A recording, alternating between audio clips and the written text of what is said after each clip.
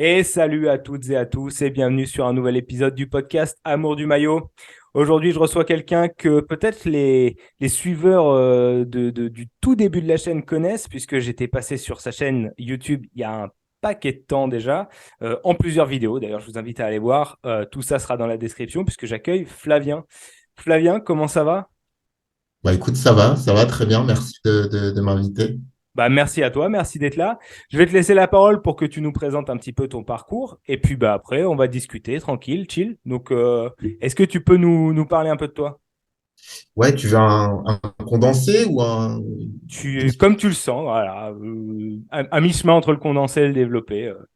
Ok, donc ben, Flavien Bory, né au Sénégal, ayant grandi en France, voilà, on va dire métis franco-sénégalais, journaliste spécialisé dans le sport, indépendant. Je travaille pour Canal+, Beansport, Eurosport.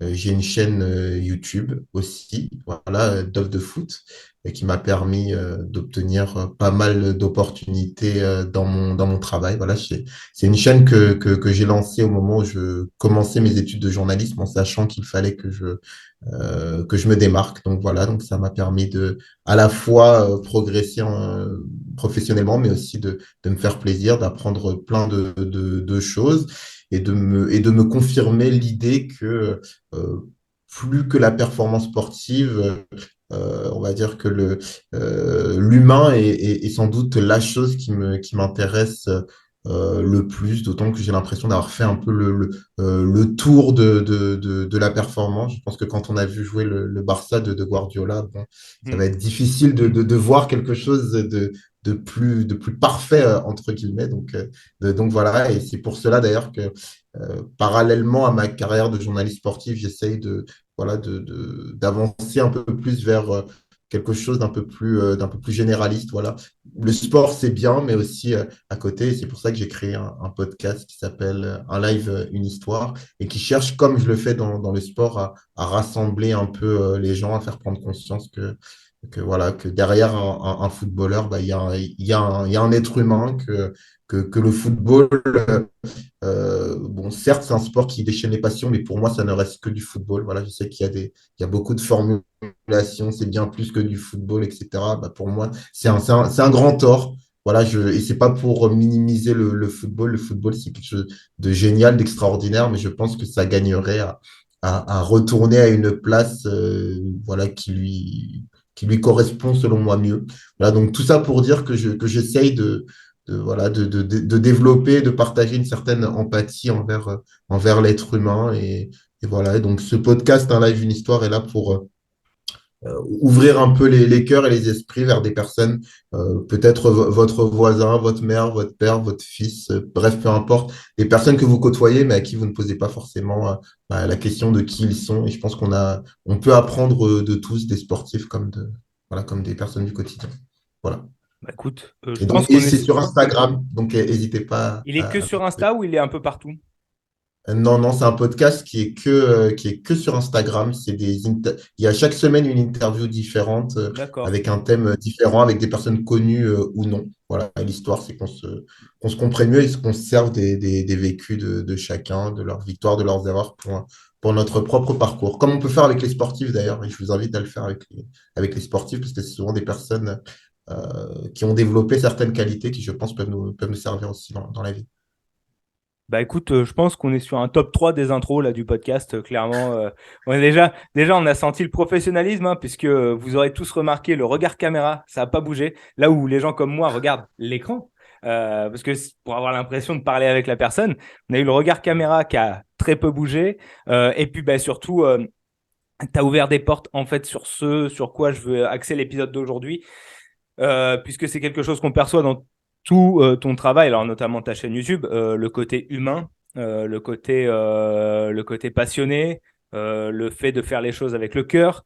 On en reparlera, ta chronique aussi sur Canal qui est totalement dans cette veine-là. C'est aussi moi pour ça que je voulais t'accueillir dans le podcast parce que Le podcast, ce podcast-ci, là, Amour du maillot, alors Amour du maillot, c'est une chaîne de maillot, mais le podcast, pas du tout. En fait, il y a une petite partie maillot à la fin, histoire de raccrocher. Mais... Et en fait, l'intro que tu as faite est quasiment le lien parfait avec la conclusion de l'épisode que j'ai tourné avec Maxime Masson. Donc, si vous ne l'avez pas vu, je vous invite à aller le voir. Qui, lui, à la question finale, quand j'ai demandé est-ce qu'il y a quelque chose qui t'énerve, c'était ça, c'était le fait de ne pas voir l'humain derrière le sportif. Et en gros, alors, je la fais courte, hein. Et donc, on est tout à fait dans ce thème-là. Donc, ce podcast, déjà, je vous invite tous à aller le suivre. Je t'avoue que je le découvre là, puisque pourtant, je suis très podcast et tout, je suis sur les plateformes et tout, mais je le découvre, donc j'irai y jeter un œil aussi. Donc, évidemment, abonnez-vous, hein, c'est très, très important pour l'aider à se développer. Et ici aussi, j'invite à la fois des gens, entre guillemets, connus, mais des gens qui sont sur les réseaux, mais aussi des gens, par exemple, on a eu l'épisode avec Cyril qui, lui, est venu témoigner de son parcours de parieur sportif, joueur de poker, les addictions que ça peut entraîner, pour parler vraiment en détail des comportements et pour évidemment délivrer un message de prévention, mais toujours jamais dans le pathos, vraiment toujours dans la bienveillance. Donc ça me fait d'autant Je plus l'écouterai plaisir. celui-là. Je l'écouterai celui-là parce que c'est un sujet assez intéressant et on voit encore une fois l'hypocrisie du football, hein. Voilà, qui fait des publicités qui visent les banlieusards, hein. On voit toujours des banlieusards dans les publicités de paris sportifs. Voilà, et puis on leur fait miroiter plein de trucs, comme si le foot était une science exacte. Et malheureusement, bah, voilà, avec avec les personnes qu'on paye pour faire croire qu'ils ont les bons pronos, etc. Bon, bah, voilà, c'est une des dérives, moi, je trouve, du football. Ouais, une des nombreuses dérives. On a effleuré le sujet avec Michael de Talk My Football aussi, qui en a parlé en toute transparence. Et il y a eu dans les commentaires des débats très constructifs, ce qui est assez rare pour être souligné, parce que parfois les débats en commentaire YouTube, c'est pas nécessairement, ça vole pas forcément haut. Mais là où on a eu vraiment des débats hyper intéressants, et c'est quelque chose qui, oui, est à mettre en avant, hein. Les publicitaires savent qui ils visent, hein. Vous voyez jamais d'obèses dans les pubs McDonald's, hein, c'est pareil. Euh, donc, De plus en plus, hein. Maintenant, de plus en plus, hein. dans les On pubs est, McDonald's. je crois, ouais. Alors, Ou dans des pubs Nike ou ce genre de choses, oui, par rapport au body positive, mais par contre, enfin, j'en ai jamais vu. ah ouais? Ouais, ce serait un beau contre son camp quand même, je trouve. Je trouve Bah, oui et non, dans le sens où aujourd'hui, comme on est dans l'acceptation Ouais, de peut-être. qui on est, ça fait partie du marketing. Donc moi, ça me choquerait pas, hein, Alors, moi, ça aujourd'hui. me choque nulle part, sauf là, en fait. Sauf, je me dis, sauf chez les responsables entre guillemets, hein, les responsables, c'est un bien grand mot, mais de ça, en fait. Bon, tu nous as déjà parlé de ton parcours rapidement. Donc, tu as grandi en France, tu es né au Sénégal, donc forcément, tu es imprégné d'une double culture qui se ressent beaucoup dans tes contenus et tout. Et puis, tu nous as parlé aussi du fait que tu étais journaliste. Donc, est-ce que tu peux nous dire un peu comment tu es devenu, d'où t'es venu cette passion-là du journalisme et comment tu l'es devenu en fait? Bah, je dirais que ça se divise en deux parties. Il y a le côté journaliste et le côté journaliste sportif. Mhm. Déjà, journaliste, je crois que c'est pas tombé dans le pathos, etc. Mais je crois que le fait d'être issu d'une minorité, ça a développé ma faculté à écouter pour pouvoir être accepté. Déjà, donc du coup, j'ai développé beaucoup l'écoute des gens pour pouvoir, enfin, pour pouvoir m'intégrer. Et je crois que j'ai appris que écouter les gens, ça leur faisait du bien et ça pouvait créer un lien de confiance. Donc, je crois que j'ai développé vraiment cette qualité-là. Et j'ai toujours aimé, du coup, poser des questions aux gens. Et, et je crois que les fois où je prends la parole, euh, je crois que j'ai vraiment besoin que ce soit pas pour moi que je parle et que les gens m'écoutent. Sinon, je crois que je développe une certaine sidération. J'ai vraiment besoin que ce soit pour les idées que je défends. En fait, j'ai Mhm. toujours besoin qu'il y ait un but dans ma démarche. Donc, tout ça pour dire que ça m'amène logiquement vers le métier de journaliste. Voilà. C'est assez compliqué, hein. Mais disons que ensuite, il y a le côté un peu sportif, voilà, qui à la base était, on va dire, ma motivation première. Bah, je dirais que c'est les émotions que procure le sport et la performance sportive, je crois que ça m'a toujours marqué et pas uniquement dans le football. J'ai toujours été euh, fasciné, électrifié. J'ai frissonné en entendant des commentateurs, en fait. Et je crois que, et d'ailleurs, rien que de le dire, j'ai mes poils qui se hérissent encore. Mais quand j'entendais un 400 mètres, un Ouais, 200 mètres, c'est à ça un que je 500 mètres, pensais. Ouais, ouais. voilà, voilà, notamment sur France Télévisions, quand j'entendais du football, que ce soit sur TF1 ou encore France Télé lors de la Coupe du Monde 98, parce que j'entendais la Formule 1, en fait, c'est vraiment cette capacité euh, à, à transmettre des émotions et à se ressentir la passion des gens qui a fait jaillir en moi cette volonté de commenter mais aussi de transmettre en fait l'émotion que je pouvais ressentir à des personnes. Voilà. Mais ce côté transmettre, ça a évolué, je pense, avec la pratique du métier et avec l'expérience, parce qu'il faut, je pense, savoir comment est-ce qu'on peut transmettre de manière la plus efficace et la plus touchante aux gens. Voilà. Donc, on va dire ça, c'est les deux points qui, je pense, ont motivé mon envie de devenir journaliste. Et puis, ouais, je pense que ce sont ces deux points-là principalement. D'accord, tout à fait. Et donc, du coup, parcours classique, enfin, bac L et après une école de journalisme, quoi. Enfin, pour y arriver, pas de Comment? parcours d'études. Pour y arriver, tu as fait un bac L Ouais. et une école de journalisme. Alors, j'ai fait d'abord un bac L, oui. Ensuite, j'ai fait une année de fac de psycho D'accord. parce que, Ce qui ne m'étonne pas. parce que, parce qu'en fait, bon, on va dire à la base, on m'a un peu découragé par rapport au métier de journaliste sportif en disant que, et c'est véridique, qu'il n'y a pas, que c'est pas un métier facile, qu'il y a peu de taf, etc., etc. Et psychologue, c'est pas forcément mieux. Mais disons que j'adorais écouter. Et en fait, du coup, je me suis fait toute une représentation de ce que pouvait être ce métier-là. Et en fait, en allant en fac de psycho, d'une, j'étais pas prêt à ce système-là et ça correspondait pas forcément à ce à quoi j'aspirais réellement dans ce métier-là. Donc j'ai fait une année, je suis sorti. Et en fait, ce qui est marrant, c'est qu'aujourd'hui, dans ma manière de mener une interview, par exemple, eh ben, en fait, j'arrive à matérialiser ce que j'imaginais que d'être euh, que d'être psy un peu. Ouais, ouais, Voilà. ouais. Donc voilà. Donc j'ai fait une année comme ça. Et ensuite, je me suis dit, bon, quel est le meilleur moyen pour pouvoir devenir journaliste? OK, il faut passer les concours. Donc, du coup, il me faut de la culture G, parce que la culture générale, c'est indispensable dans les concours. C'est des concours, comme, en tout cas, des grandes écoles. Je ne pense pas que ce soit fait pour tout le monde. Moi, c'est pas forcément fait pour moi parce que un- je n'ai pas trop le profil académique classique. Mhm. Voilà.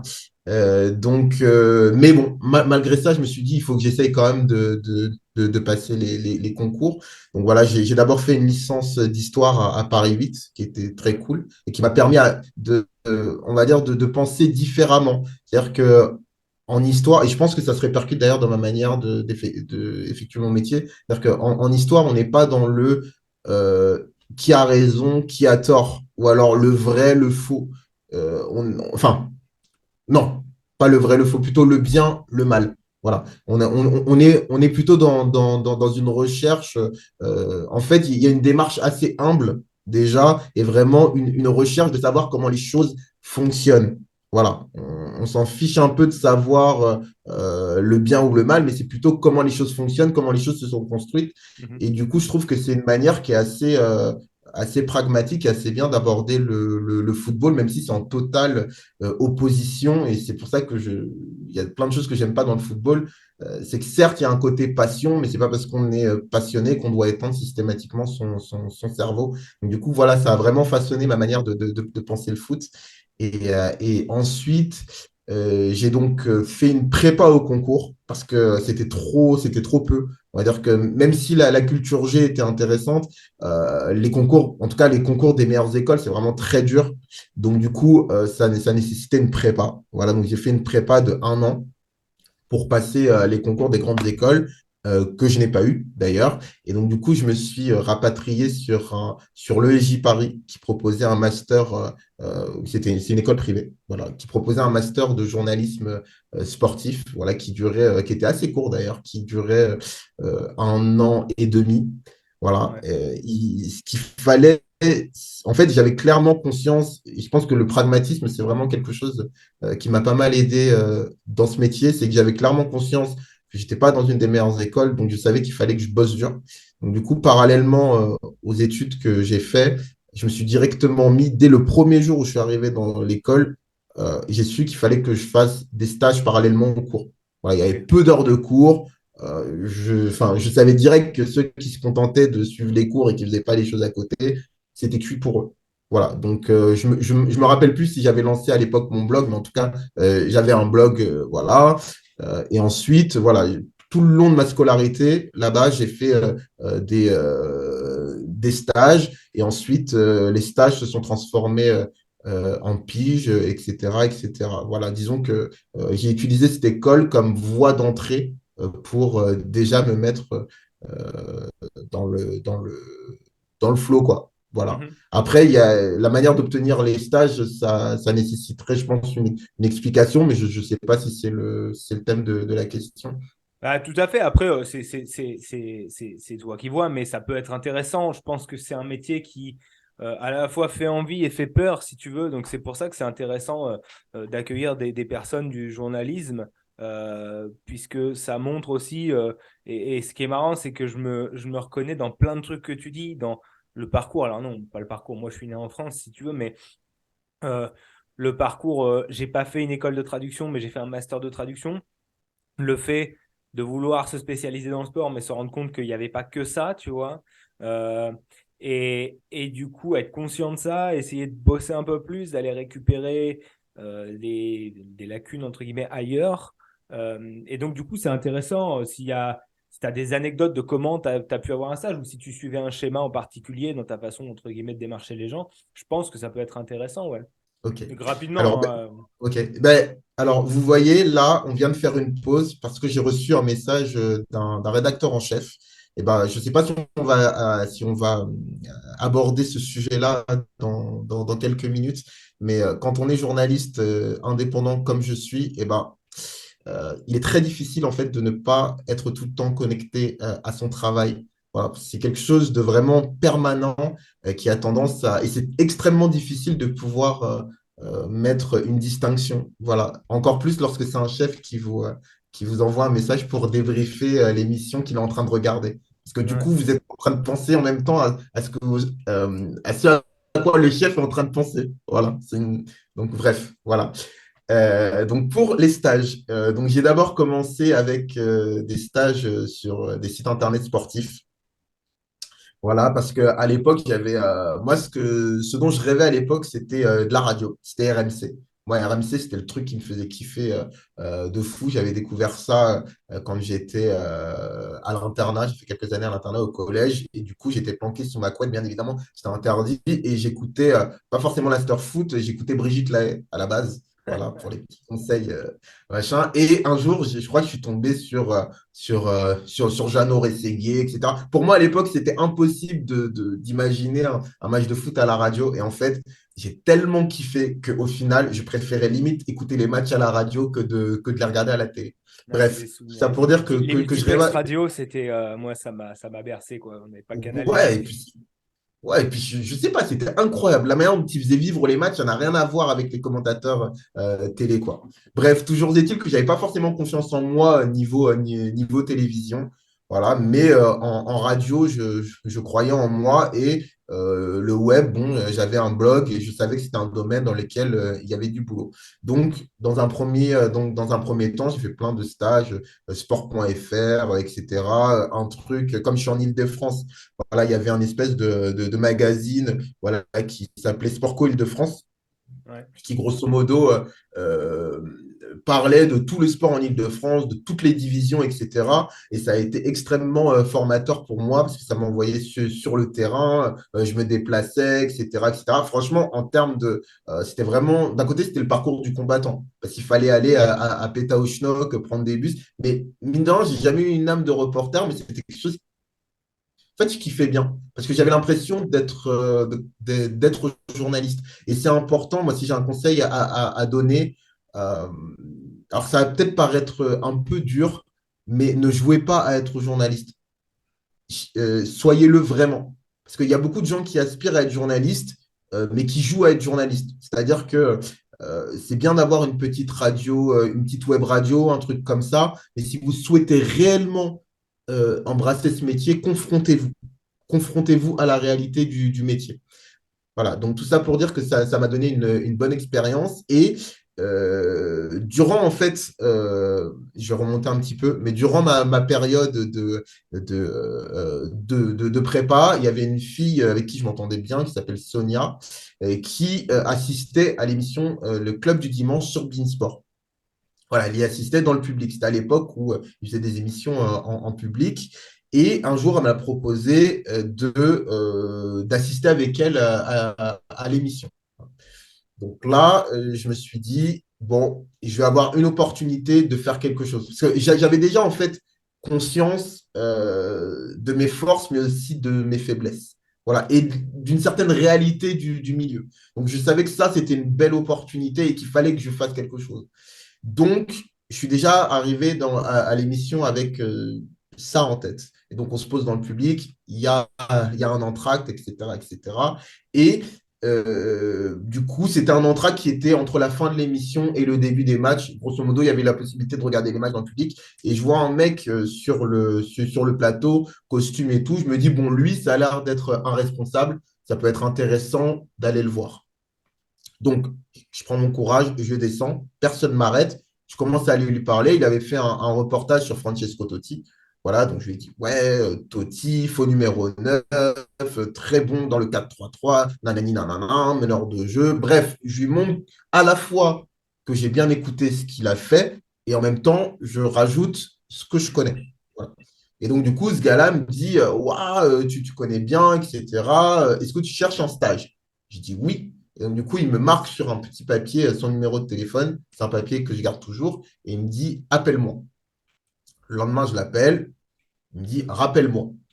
La semaine d'après, je le rappelle. Il me dit, rappelle-moi. Et il me balade en grosso modo comme ça pendant 8 mois. Voilà. Donc, il s'avère que, voilà, entre ces 8 mois, j'ai fini la prépa et je me suis inscrit dans l'école de journalisme dont je vous ai parlé tout à l'heure. Et au final, il m'appelle et il me dit, non, je l'appelle et il me dit, désolé, Bin ne prend plus de stagiaire, c'est mort. Donc franchement, j'étais dégoûté parce que moi, je m'étais accroché à ce rêve-là enfin, c'était un rêve à l'époque pour moi, c'était quelque chose auquel je m'étais accroché. Au final, il me met la douille. Donc, je me dis, bon, bah, écoute, tant pis, voilà, c'est une réalité du métier, il y a beaucoup de choses qui se passent comme ça. Et donc, je pars en vacances à l'époque avec une ex. Et je ne sais pas pourquoi je me dis, bon, je vais prendre les codes Wi-Fi. Voilà, d'habitude, je m'en fous des codes Wi-Fi. Là, je prends des codes Wi-Fi. Et je ne sais pas pourquoi, à l'époque, je ne regardais jamais la Ligue 2. Et un soir, je me dis, je vais regarder la Ligue 2. Voilà, je sais pas, franchement, je ne sais plus pourquoi. Et donc, je me cale devant la Ligue 2 avec mon vieux PC et tout, un streaming pourri. Et je tombe sur la fin de l'émission, Smaïl Bouabdella, voilà, qui dit bon, félicitations à bon, Belabès, voilà, qui vient d'avoir une petite fille. Voilà. Écoute, moi, je me dis, bon, je vais lui envoyer un message de félicitations. En fait, il était tellement content qu'il m'a dit OK pour ton stage et il s'est débrouillé pour que je puisse avoir un stage. Voilà. Donc, s'il y a une chose à retenir là-dedans, c'est qu'effectivement, c'est un métier qui est humain et que si vous demandez aux gens de faire quelque chose pour vous, sachez qu'ils engagent de leur personne. Et donc, pour qu'ils engagent de leur personne, vous devez soit montrer quelque chose en termes de compétences, soit quelque chose en termes de cœur. Voilà. Et ça, moi, je suis quelqu'un qui fonctionne beaucoup au cœur. Et ça, c'est une des choses qui m'ont montré que il fallait que je sois à 300% moi. Voilà. Si je suis quelqu'un de sincèrement à l'écoute des gens, il faut que je le sois à 300% pour que ce soit une de mes marques de fabrique. Donc ça, c'est un stage qui a été très important pour moi. Il y en a eu un autre qui était à SoFoot. Le prof avait, qui est Maxime Marchand, qui est un des rédacteurs en chef du magazine, si je ne me trompe pas, qui était mon prof de web et qui nous faisait tout un tas d'exercices, etc. Et à un moment, il nous avait sorti une liste de numéros de téléphone de célébrités et il nous a dit, bon, vous allez me trouver ces numéros-là. Enfin, il nous a listé une liste de noms de célébrités, il fallait trouver le numéro. Il a dit, bon, voilà, débrouillez-vous. Et donc, du coup, moi, je lui ai dit, OK, on peut faire ça, mais celui qui trouve en premier, il obtient un stage. Voilà. Il a fait, ouais, OK, OK. Et du coup, j'ai réussi à trouver tous les numéros, etc. en premier. Et donc, du coup, je l'ai tanné pour obtenir un stage et j'ai obtenu un stage. Voilà. Et donc, ça, c'est un truc important. Et il y a eu un troisième stage qui s'est moins bien passé, enfin, et qui m'a servi beaucoup de leçons pour plus tard, mais je ne sais pas si j'ai le temps de le raconter parce que c'est assez long. C'est toi qui vois, moi j'ai tout Non, mais il l'après. faut que tu me dises, hein, c'est toi qui règle le truc. Hein. J'ai tout l'après, mais je couperai sur certains trucs ou raccourcira d'autres trucs. Ok, C'est toi l'invité, tu parles de ce qui te semble, tu vois, avec le cœur, ok, encore une fois. ok. Mais en tout cas, ce qu'il faut savoir, c'est que chaque stage que j'ai pu faire, ça m'a permis de tirer des leçons précieuses. Et je ne vous dis pas ça en mode oui, il faut tirer des leçons de chaque expérience qu'on vit. Non, je vous le dis pas en mode comme ça. C'est réellement chaque stage, et c'est pour ça que j'invite la plupart à pratiquer, c'est que chaque stage, ça m'en a mis dans le crâne, à la fois sur des choses sur moi-même à faire, sur mes qualités, mais également sur les défauts que je pouvais avoir à l'époque. Et ça, c'est hyper important, que ce soit dans n'importe quel métier d'ailleurs, mais dans un truc où vous êtes indépendant et où il y a de la concurrence comme ça et où vous interagissez avec les uns et les autres, il est hyper important de connaître vos forces et vos faiblesses. Voilà, ça, c'est hyper important. Voilà. Et il est important aussi, je pense, que votre journalisme ressemble à qui vous êtes. Parce que vous allez devoir sortir du lot pour pouvoir y arriver. C'est un monde difficile. Donc, il faut que, pour sortir du lot, je pense que le meilleur moyen, c'est d'être soi-même, mais c'est d'être soi-même à 300%. Donc, plus vite vous analysez vos qualités et vos défauts, plus vite vous pouvez miser des trucs là-dessus, quoi. Et donc, tous ces stages m'ont permis en tout cas ça. Et sachez que moi, par exemple, je ne faisais pas du tout partie des meilleurs en télévision. Je crois que d'ailleurs que j'étais. Parce que vous savez, on avait un. On va dire que l'épreuve de télé, en tout cas moi, dans l'école où j'étais, je trouvais que bon, il y avait ceux qui avaient le talent inné, gna, gna, gna, vous savez que voilà, directement ceux, voilà, je ne sais pas pourquoi, peut-être que le prof se reconnaît en eux, et voilà, et ceux qui n'ont pas du tout leur style, et du coup, vous n'êtes pas mis de côté, mais en tout cas, voilà, vous comprenez de vous-même que ce n'est pas un métier fait pour vous, etc. Et donc, toujours est-il que moi, je me suis retrouvé avec un stage à Bein, tout en sachant que, en tout cas en me disant que bon, la télé, c'était pas pour moi. Et en fait, je me suis vraiment concentré, et je pense que c'est quelque chose qui est important de faire les choses étape par étape, c'est que moi, je me disais, bon, pour pouvoir obtenir des piges à Bein, pour pouvoir rester à Bein, la condition numéro un, c'est d'être professionnel. Voilà. C'est-à-dire que ça, je ne suis peut-être pas le meilleur, mais sur ça, je dois être irréprochable. Sur la politesse, je dois être irréprochable. Sur le fait d'en donner 10 fois plus, ça, je dois être irréprochable. Et en fait, mais ça c'était aussi des choses que j'avais en moi. Et en fait, quand vous faites ça, vous devenez visible par rapport à des personnes qui ont les mêmes valeurs que vous. Et il s'avère que la personne qui avait ces valeurs-là à l'époque, c'était Alexandre Ruiz. Voilà. Et il s'avère que, voilà, et Alexandre Ruiz, à l'époque, il travaillait à BIN. Et un jour, je ne sais pas pourquoi, il me voit à la machine à café. Et quand je vous dis que je donnais tout, je donnais tout. Et du coup, j'étais genre accoudé à la machine à café, j'étais mort, j'en pouvais plus, etc. Et je crois que ça, c'est un truc qu'il a peut-être touché, bref. Et un jour, on s'est retrouvés à aller manger à la cantine ensemble. Je ne sais pas pourquoi, il n'y avait que lui et moi. Et en fait, ben, je lui ai posé des questions ben, sur lui, sur sa vie, sur son parcours. Mais parce que c'est ma nature de le faire. Et en fait, à un moment, au cours du repas, il me dit, est-ce que tu as déjà fait un sujet? Est-ce que tu as déjà posé ta voix? Je dis non. Il me dit, tu vas poser ta voix. Et en fait, en tant que stagiaire, je ne sais pas si c'est arrivé à beaucoup de stagiaires, je ne pense pas, mais en tout cas, j'ai eu l'opportunité de faire un sujet alors que j'étais que stagiaire. Et quand je vous dis qu'il m'a coaché du début à la fin, il m'a fait refaire, mais toutes les. Enfin, c'était un sujet sur Carlos Tevez. Il m'a fait refaire, refaire, refaire, refaire. Et en fait, euh, ensuite, suite à ce sujet-là, il m'a proposé de faire un résumé sur les matchs de Ligue 1 chaque semaine. Parce qu'en fait, ce qu'il faut savoir, c'est que c'est un métier où on vous laissera peu l'opportunité de progresser. Donc, soit vous arrivez en sachant déjà, parce que vous êtes un crack, soit vous êtes entraîné de votre côté grâce à votre chaîne YouTube, etc. Soit vous êtes pistonné, soit vous avez quelqu'un qui croit en vous parce que vous lui avez prouvé certains trucs. Et comme je vous l'ai dit tout à l'heure avec Belabès, avec qui le côté cœur a matché, je pense qu'avec Alexandre Ruiz, c'est le sérieux et le cœur qui ont matché et qui a fait que, comme Belabès, il s'est mouillé pour moi. Voilà, il s'est mouillé pour moi et donc du coup, il m'a laissé le temps de potentiellement progresser pour faire mes sujets. Voilà.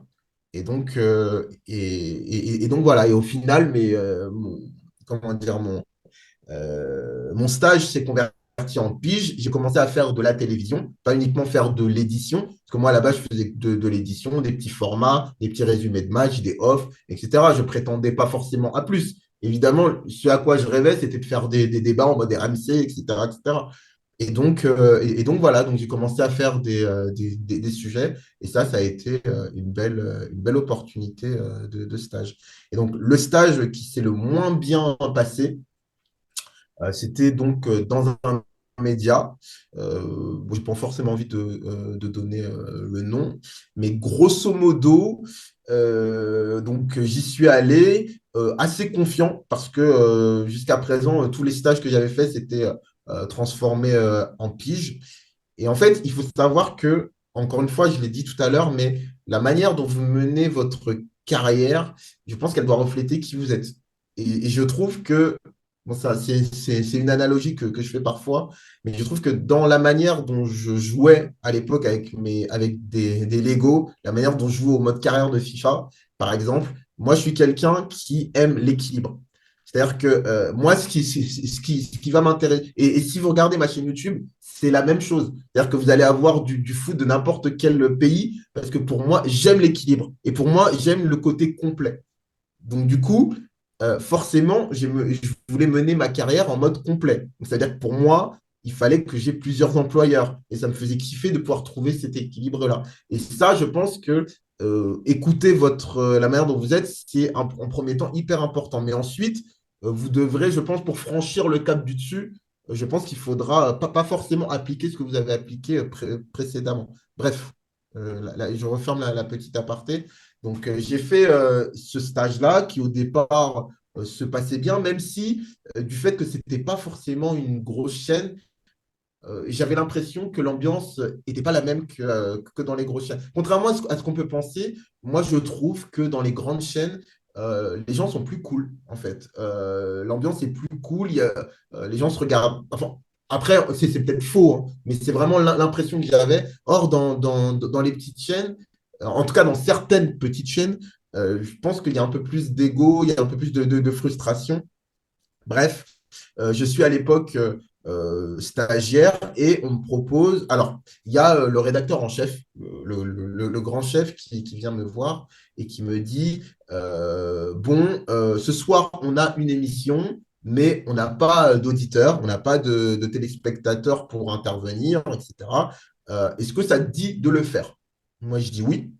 J'étais trop chaud, j'étais trop frais. Je me disais, ouais, je vais pouvoir montrer ce que je sais faire, je vais pouvoir montrer mes connaissances footballistiques. Parce que Il faut savoir qu'à l'époque, j'étais un vrai nerd. C'est-à-dire que ça n'a rien à voir avec aujourd'hui. Et ce qui s'est passé explique aussi la raison pour laquelle j'ai changé ma manière. Mais quand je dis que j'étais un vrai nerd, j'étais un vrai nerd. C'est-à-dire que je regardais tout, j'analysais tout. Bref. Donc je me suis dit, trop bien la possibilité de ramener ma science. Mais il me dit, par contre, interdiction de me contredire. Voilà, ça sera une émission de débat. Moi, je donnerai mon point de vue, mais toi, tu n'as pas le droit de me contredire. Et bien, à l'époque, comme j'étais sûr de ma force, ben, je pense qu'à ce niveau-là, j'avais un petit boulard. Et donc, je me suis dit, mais t'es sérieux, toi? Mais je vais contredire direct, tu vois? Je vais contredire direct pour pouvoir montrer que je connais. Et Mm. ben, tu sais quoi? Sur le coup, il a rien dit, mais c'est le seul endroit, parce que je l'ai contredit durant l'émission, et en fait, c'est le seul endroit où je n'ai pas conservé des piges. C'est-à-dire qu'au final, mon stage s'est fini, on ne m'a pas gardé. Et plusieurs années plus tard, je me retrouve sur une grande chaîne de télévision à faire des chroniques, à faire des chroniques. Du moins, enfin, c'était pas des chroniques, c'était plutôt à réagir à l'actualité footballistique. C'était une belle opportunité que j'avais eue. Franchement, genre, c'était trop bien. Mais je pense que c'est arrivé un peu tôt. Ouais, Ouais. de par mon expérience, je dirais que c'est arrivé un peu tôt. Mais bon, bref, je me suis dit pourquoi pas. Et donc, du coup, je me cale sur le plateau et tout. Et qui je vois débarquer en co-journaliste? Eh ben, le mec que j'avais contredit des années plus tard. Enfin, des années plus tôt. Et donc, sur le coup, il dit rien, etc. Je fais deux, trois émissions et on ne me rappelle plus. Alors, je ne sais pas s'il y a un lien de cause à effet ou si j'ai été pas bon. Ouais. J'en sais rien. Mais ce que j'en ai retenu, c'est que il faut savoir doser. C'est-à-dire que il y a des moments, alors c'est peut-être triste, c'est peut-être injuste, c'est peut-être tout ce que vous voulez, mais il y a des moments où il faut savoir la fermer. Et je crois que à l'époque, j'avais tellement les crocs, je me disais, il faut tellement que je prouve, que je montre que je ne l'ai pas fait. Et en fait, cet épisode-là, ça m'a montré que finalement, pour pouvoir parler de football à la télévision ou à la radio, et ben finalement, ce n'est pas vos connaissances sportives qui vont vous permettre d'y arriver. Sauf si vous êtes un nerd, mais que vous accrochez durant des années au côté nerd. Par exemple, ce qu'a fait Walid Acharchour, qui est sur RMC. Lui, c'est un vrai nerd. Et son style, c'est vraiment, lui, c'est quelqu'un qui regarde tous les matchs. Mhm. Voilà, je ne sais pas s'il peut parler de géopolitique, du foot, etc. Lui, son truc, c'est ça. Voilà, c'est vraiment regarder les matchs, évoquer les performances des joueurs, etc., etc. Lui, c'est son truc. Si votre truc, c'est vraiment ça, mais alors vous devez être le meilleur de chez meilleurs. Vous devez être le meilleur de chez meilleurs. Et pour moi, en fait, j'avais pas envie de passer 10 ans de ma vie à rester dans le côté nerd. Parce que pour moi, le côté cœur, etc., c'était des choses qui étaient beaucoup plus importantes. Donc, du coup, pour éviter d'être frustré, j'ai mis de côté pas mal de temps le fait de regarder beaucoup de matchs. Le côté performance, je l'ai mis de côté pour pouvoir vraiment me concentrer sur autre chose. À la fois pour calmer, on va dire, ma frustration, mais aussi parce que je savais que pour pouvoir parler de foot, et ben, ce n'était pas nécessairement une question de connaissance footballistique, mais qu'il y avait plein d'autres choses. Et j'avais vraiment la sensation que le fait de, et je le dis honnêtement, à l'époque, le fait de trop connaître le foot, ben, c'était plus un handicap qu'autre chose. Parce qu'il faut gérer énormément les égaux, le sien et celui des autres. Et le fait de connaître, en fait, ça vous pousse à vouloir la ramener tout le temps, à vouloir la ramener. Et il faut bien qu'on se le dise. Il y a plein de gens qui sont en place qui n'y connaissent rien au foot, qui n'y connaissent rien. Donc, du coup, vous allez avoir envie de les contredire. Vous allez avoir envie de les regarder avec un air peut-être même condescendant. Eh ben, il ne faut pas.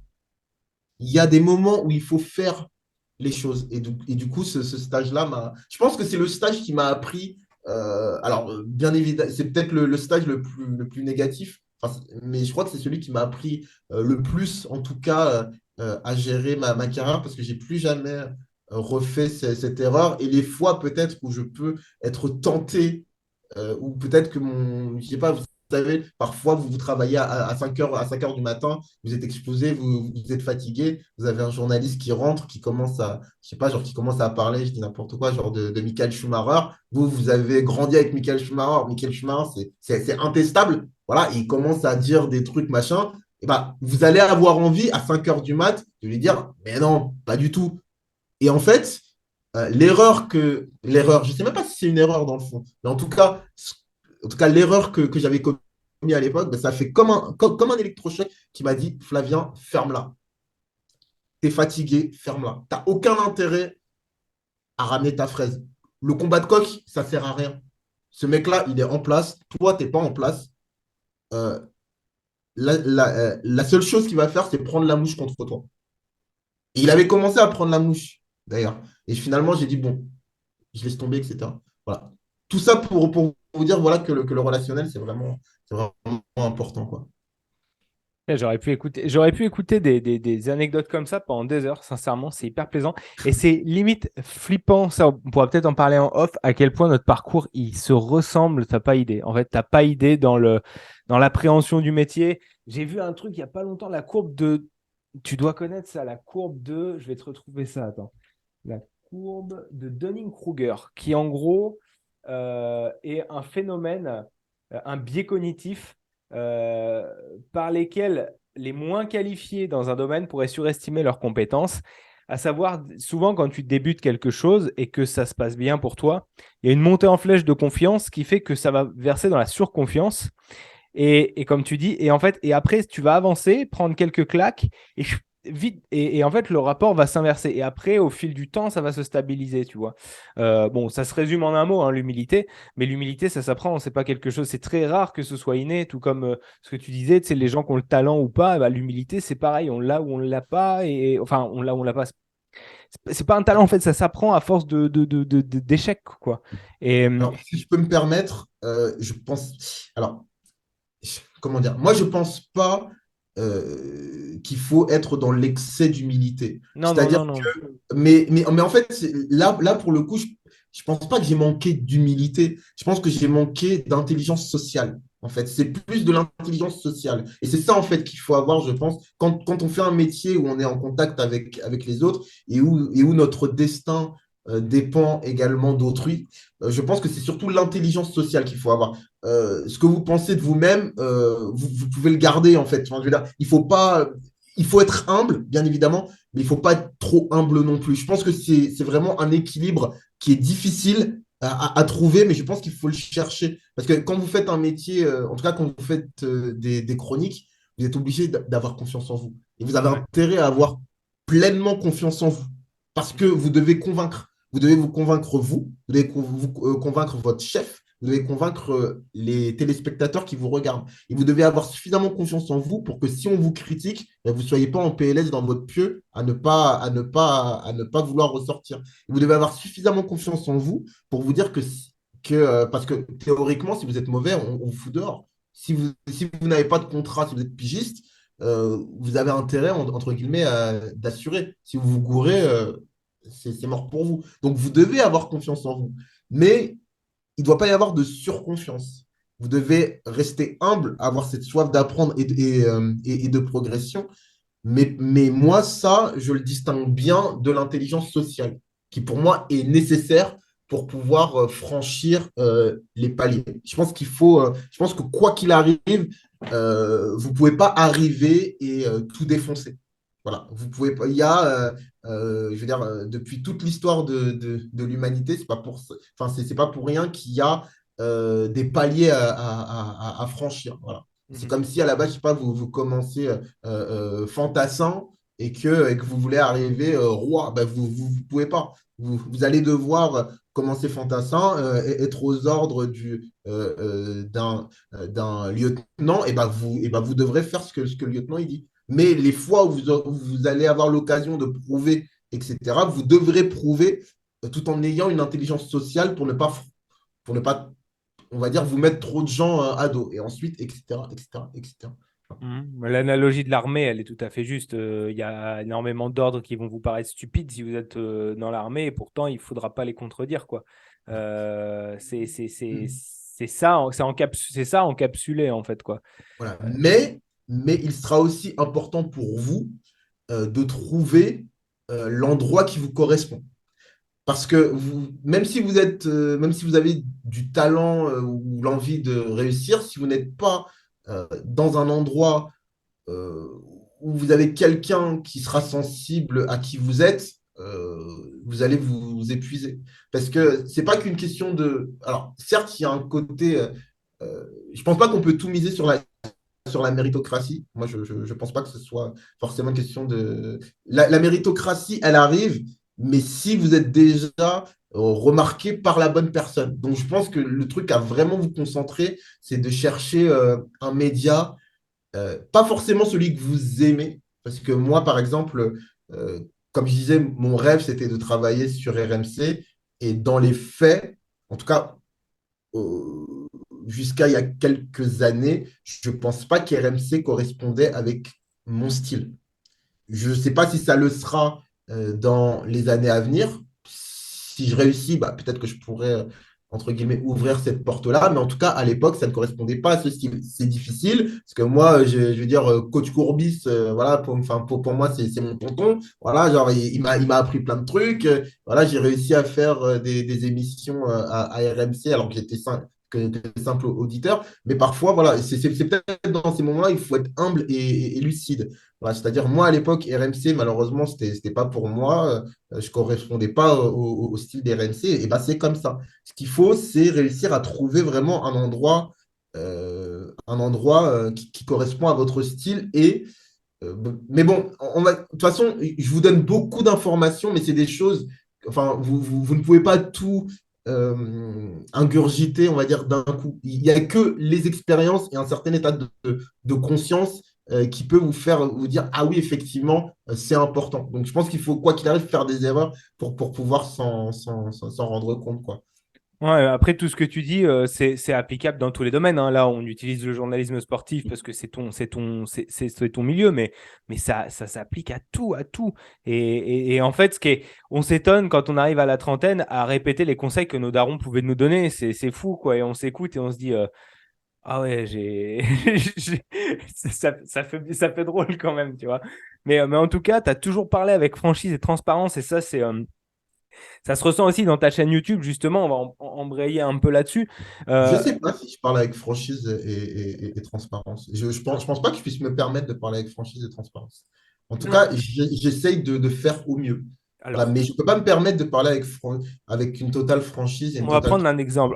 Avec cœur, au moins, quand tu fais les 11 de légende de Avec telle ça, oui. équipe, de machin, tu t'inventes rien. C'est pas tu fais pas ça pour faire plaisir à qui que ce soit.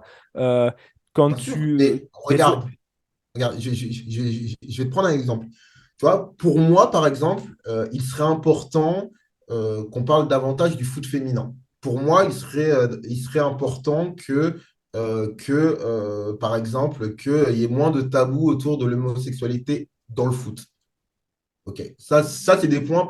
Pourquoi? Parce que je suis un humaniste, parce que voilà, à chaque fois qu'il y a un truc dont on ne parle pas et qu'on ne veut pas, bah, pour moi, si ça me paraît juste, ça me paraît. Et le truc, c'est que euh, malheureusement, je sais très bien qu'il y a une majorité de gens qui regardent le foot qui pensent que la place de la femme, c'est à la cuisine ou qui estiment que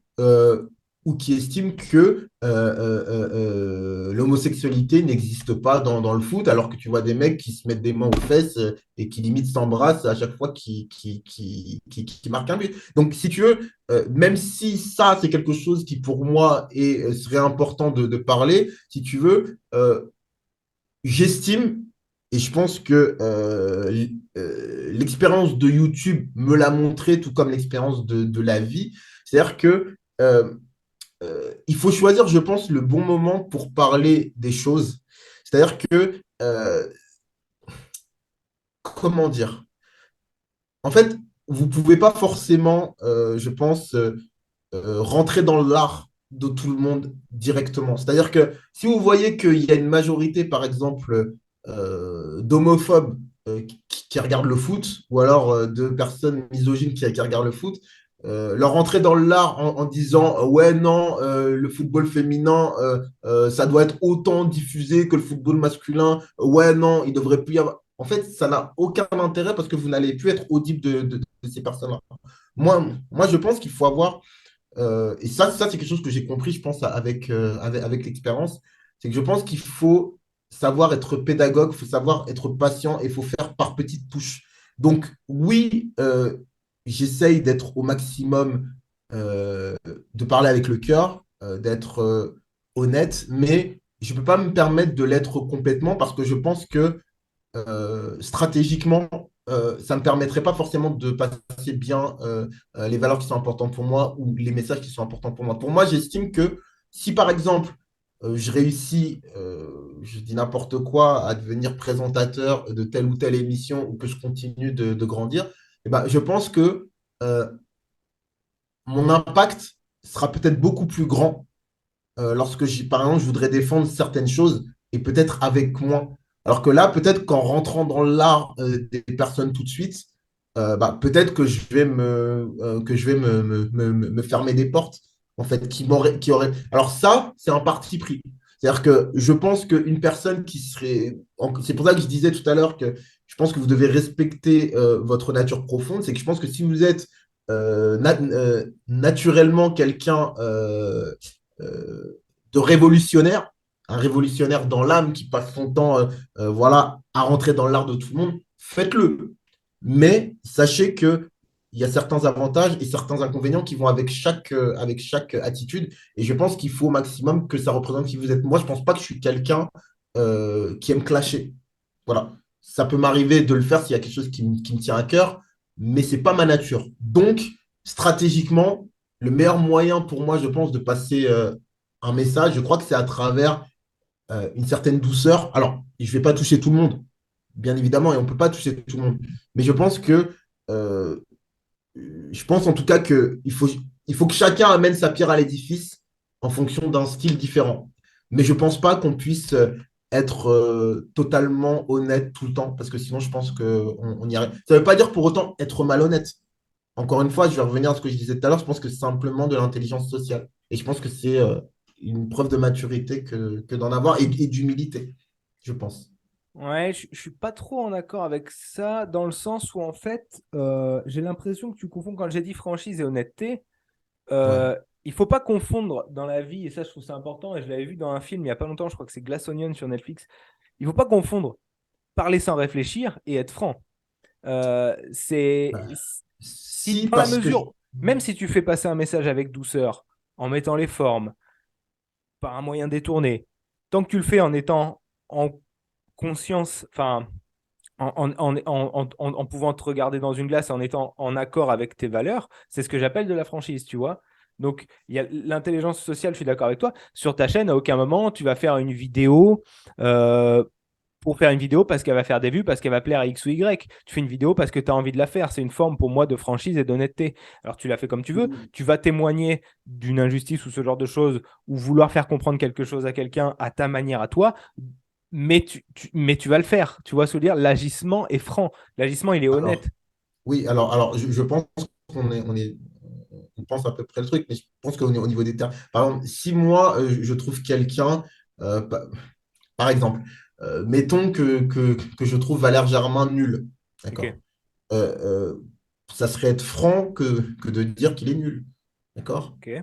Mais pour moi, je pense que je n'ai pas à dire qu'il est nul. Par exemple, je peux penser tout un tas de choses, peut-être sur certaines personnes ou certains trucs, mais je pense que par rapport, en tout cas, à la mission que je me donne et aux valeurs qui sont miennes, je pense que je dois, en tout cas, avoir un comportement qui est en phase avec ce que j'ai envie de transmettre pour pouvoir être audible et crédible.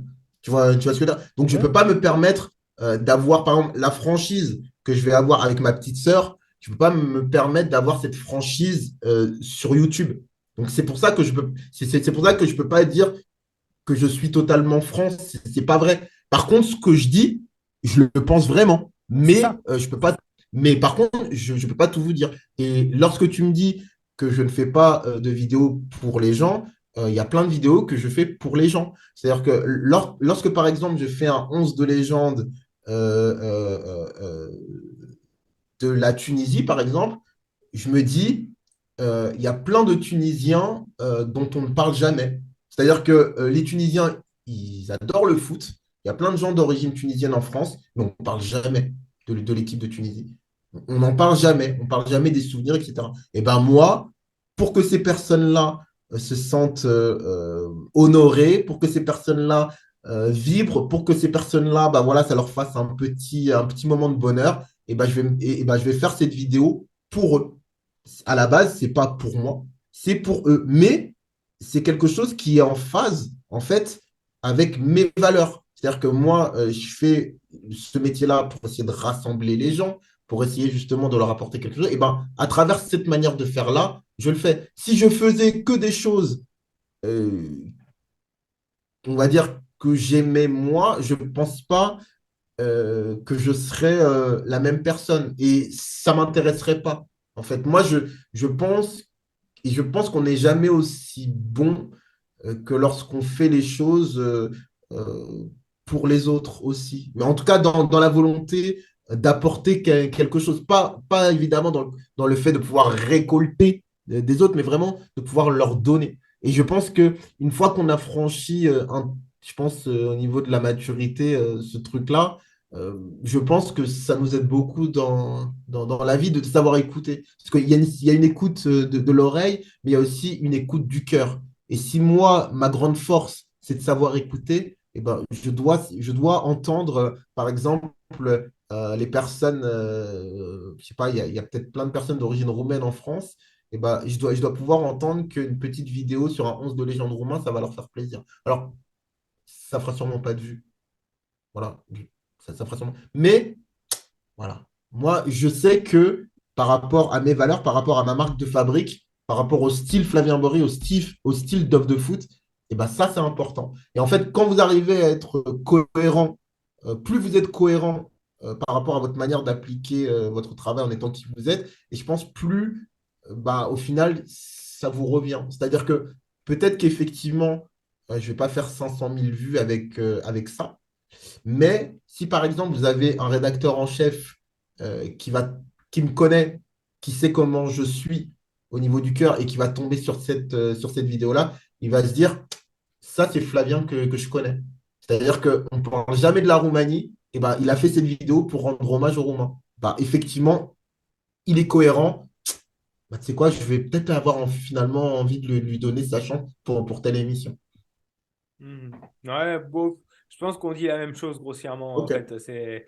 C'est pas, ça reste, je reste sur ma position du fait que même si tu ok. le fais pour faire plaisir à des gens, tu le fais avec franchise en fait. Enfin, tu le fais Ah pas oui, bah, bien sûr, pour le bien sûr. simple. Tu te dis pas, ah vas-y, ça me saoule, mais je vais le faire parce qu'ils le veulent, machin, tu vois. C'était ça que je Non, voulais ah ben dire. non, non.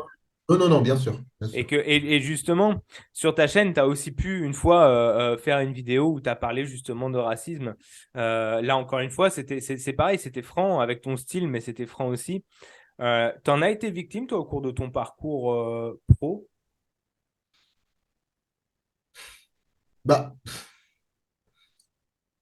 en fait, c'est assez difficile de délimiter, enfin, c'est facile de délimiter, on va dire, l'acte raciste en tant que tel, on va dire bête et méchant. Si on vous dit sale noir, bien évidemment, vous Mais là, il pouvez. n'y a pas de. Oui, oui.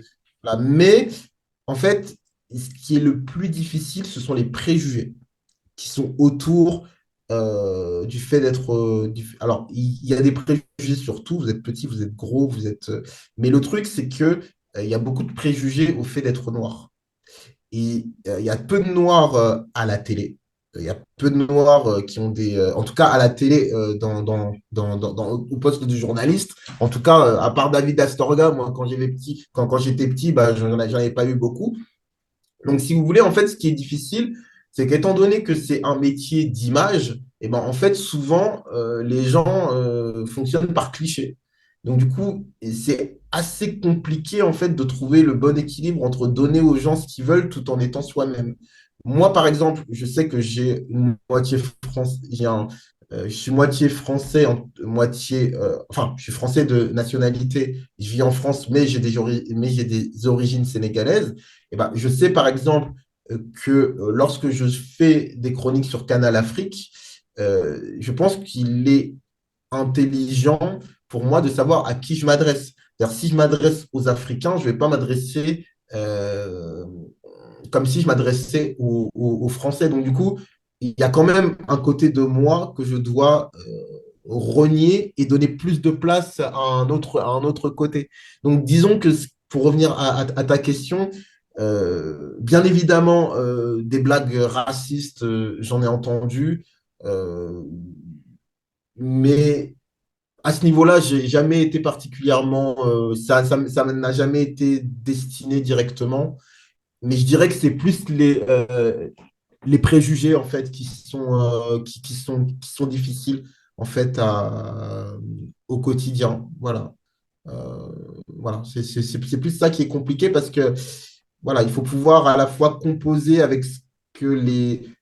Parce que en fait, il faut savoir que lorsqu'on vous, par exemple, propose de vous mettre à l'antenne, ça va être toujours par rapport à une projection que quelqu'un a de vous.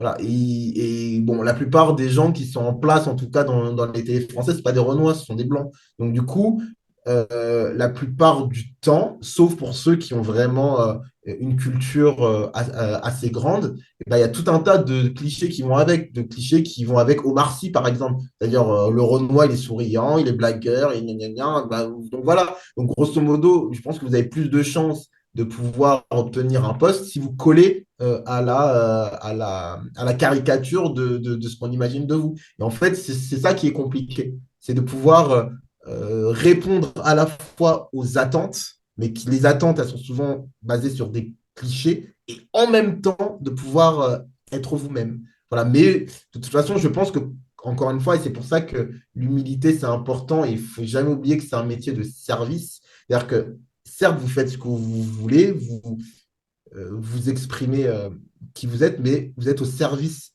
des personnes qui regardent. Voilà. Donc, du coup, c'est difficile Et c'est pour ça que je pense que ce qu'il faut avant tout, c'est. Là, pour le coup, l'humilité, elle est extrêmement importante. Alors, il ne faut pas forcément ramener sa fraise en se disant. Enfin, en tout cas, moi, c'est la technique que j'ai trouvée. Mhm. C'est-à-dire qu'il ne faut pas forcément ramener sa fraise pour pouvoir parler uniquement de ce qui vous tient à cœur. Il faut vous dire. Et c'est finalement là où je trouve pas mal de force, parce que finalement, moi, pour le foot aujourd'hui, bon, franchement, un peu la flemme, hein. Donc, du coup, euh, moi, si tu me dis de faire une chronique pour moi sur du foot, bon, j'ai un peu la flemme. Par contre, si tu me dis que le fait de parler du Congo 72, eh ben, ça va faire plaisir à toute la République du Congo, tu vas avoir un daron qui va dire, ah, ça, je l'ai vécu à son petit-fils, etc. Bah, là, oui, là, ça me motive. Là, ça me donne envie de mettre de la force. Donc, je dirais, voilà, le plus difficile, c'est d'à la fois être soi-même tout en correspondant aux attentes. T'as grandi en France, tu as grandi à Paris, Paris. Non, j'ai grandi en Picardie, dans Ah ouais, le nord ouais. de la France, dans l'Oise, dans un Ouais, ouais, petit bah, je connais. Oui, village, oui, je connais, je connais. voilà, qui ne s'appelle pas Marly-Gaumont, mais qui a tout de J'allais dire, Marly-Gaumont. ouais, enfin, j'ai ça, j'allais pas le mentionner, mais, mais c'est ça que j'avais en tête. Voilà, voilà, Ouais, c'est les ça. jeunes peuvent pas comprendre, mais et ouais, en gros, c'était ça. Enfin, quand t'étais petit ou ouais. Et là-bas, j'ai vécu le racisme. Là-bas, j'ai vécu le Ouais. vrai racisme. À l'école, j'ai vécu aussi du racisme très dur. D'ailleurs, je crois que les premiers propos racistes vraiment qui m'ont marqué, c'est un entraîneur de foot qui les a prononcés. Et le pire, c'est que cet entraîneur, il était noir. Voilà. Et malgré ça, il avait des propos racistes. C'est fou quand même de se dire d'être intégré à ce Mais point-là bon. quand même, c'est pas un peu trop. Est-ce que c'est parce que Comment? d'être aussi intégré à la France, est-ce que c'est pas un peu Non, beaucoup mais quand je ne pense pas que ce soit une question d'intégration. Je sais pas, il devait être complexé lui-même, donc il avait besoin même? de, Mais de- t'avais mis un truc sur Twitter aussi il y a pas longtemps sur ça, sur un vigile qui t'avait fouillé. Oui, oui, oui. Oui, oui, oui, ben oui, oui, Et vas-y. c'est, j'en avais parlé dans mon épisode avec Lovaliste, qui lui a une chaîne de rugby et qui est un rugbyman qui a grandi, qui joue au rugby depuis près de 20 ans, qui a grandi en Bretagne et tout.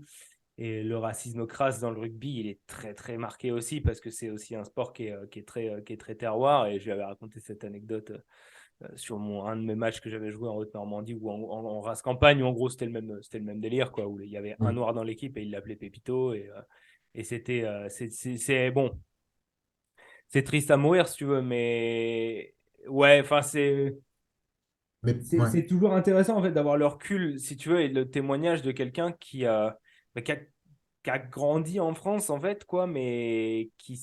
Ouais. Après, Après, le truc qui est compliqué en 2023, c'est que là, par exemple, on vient d'évoquer le racisme, ben, je suis sûr qu'il y a plein de gens qui ont zappé.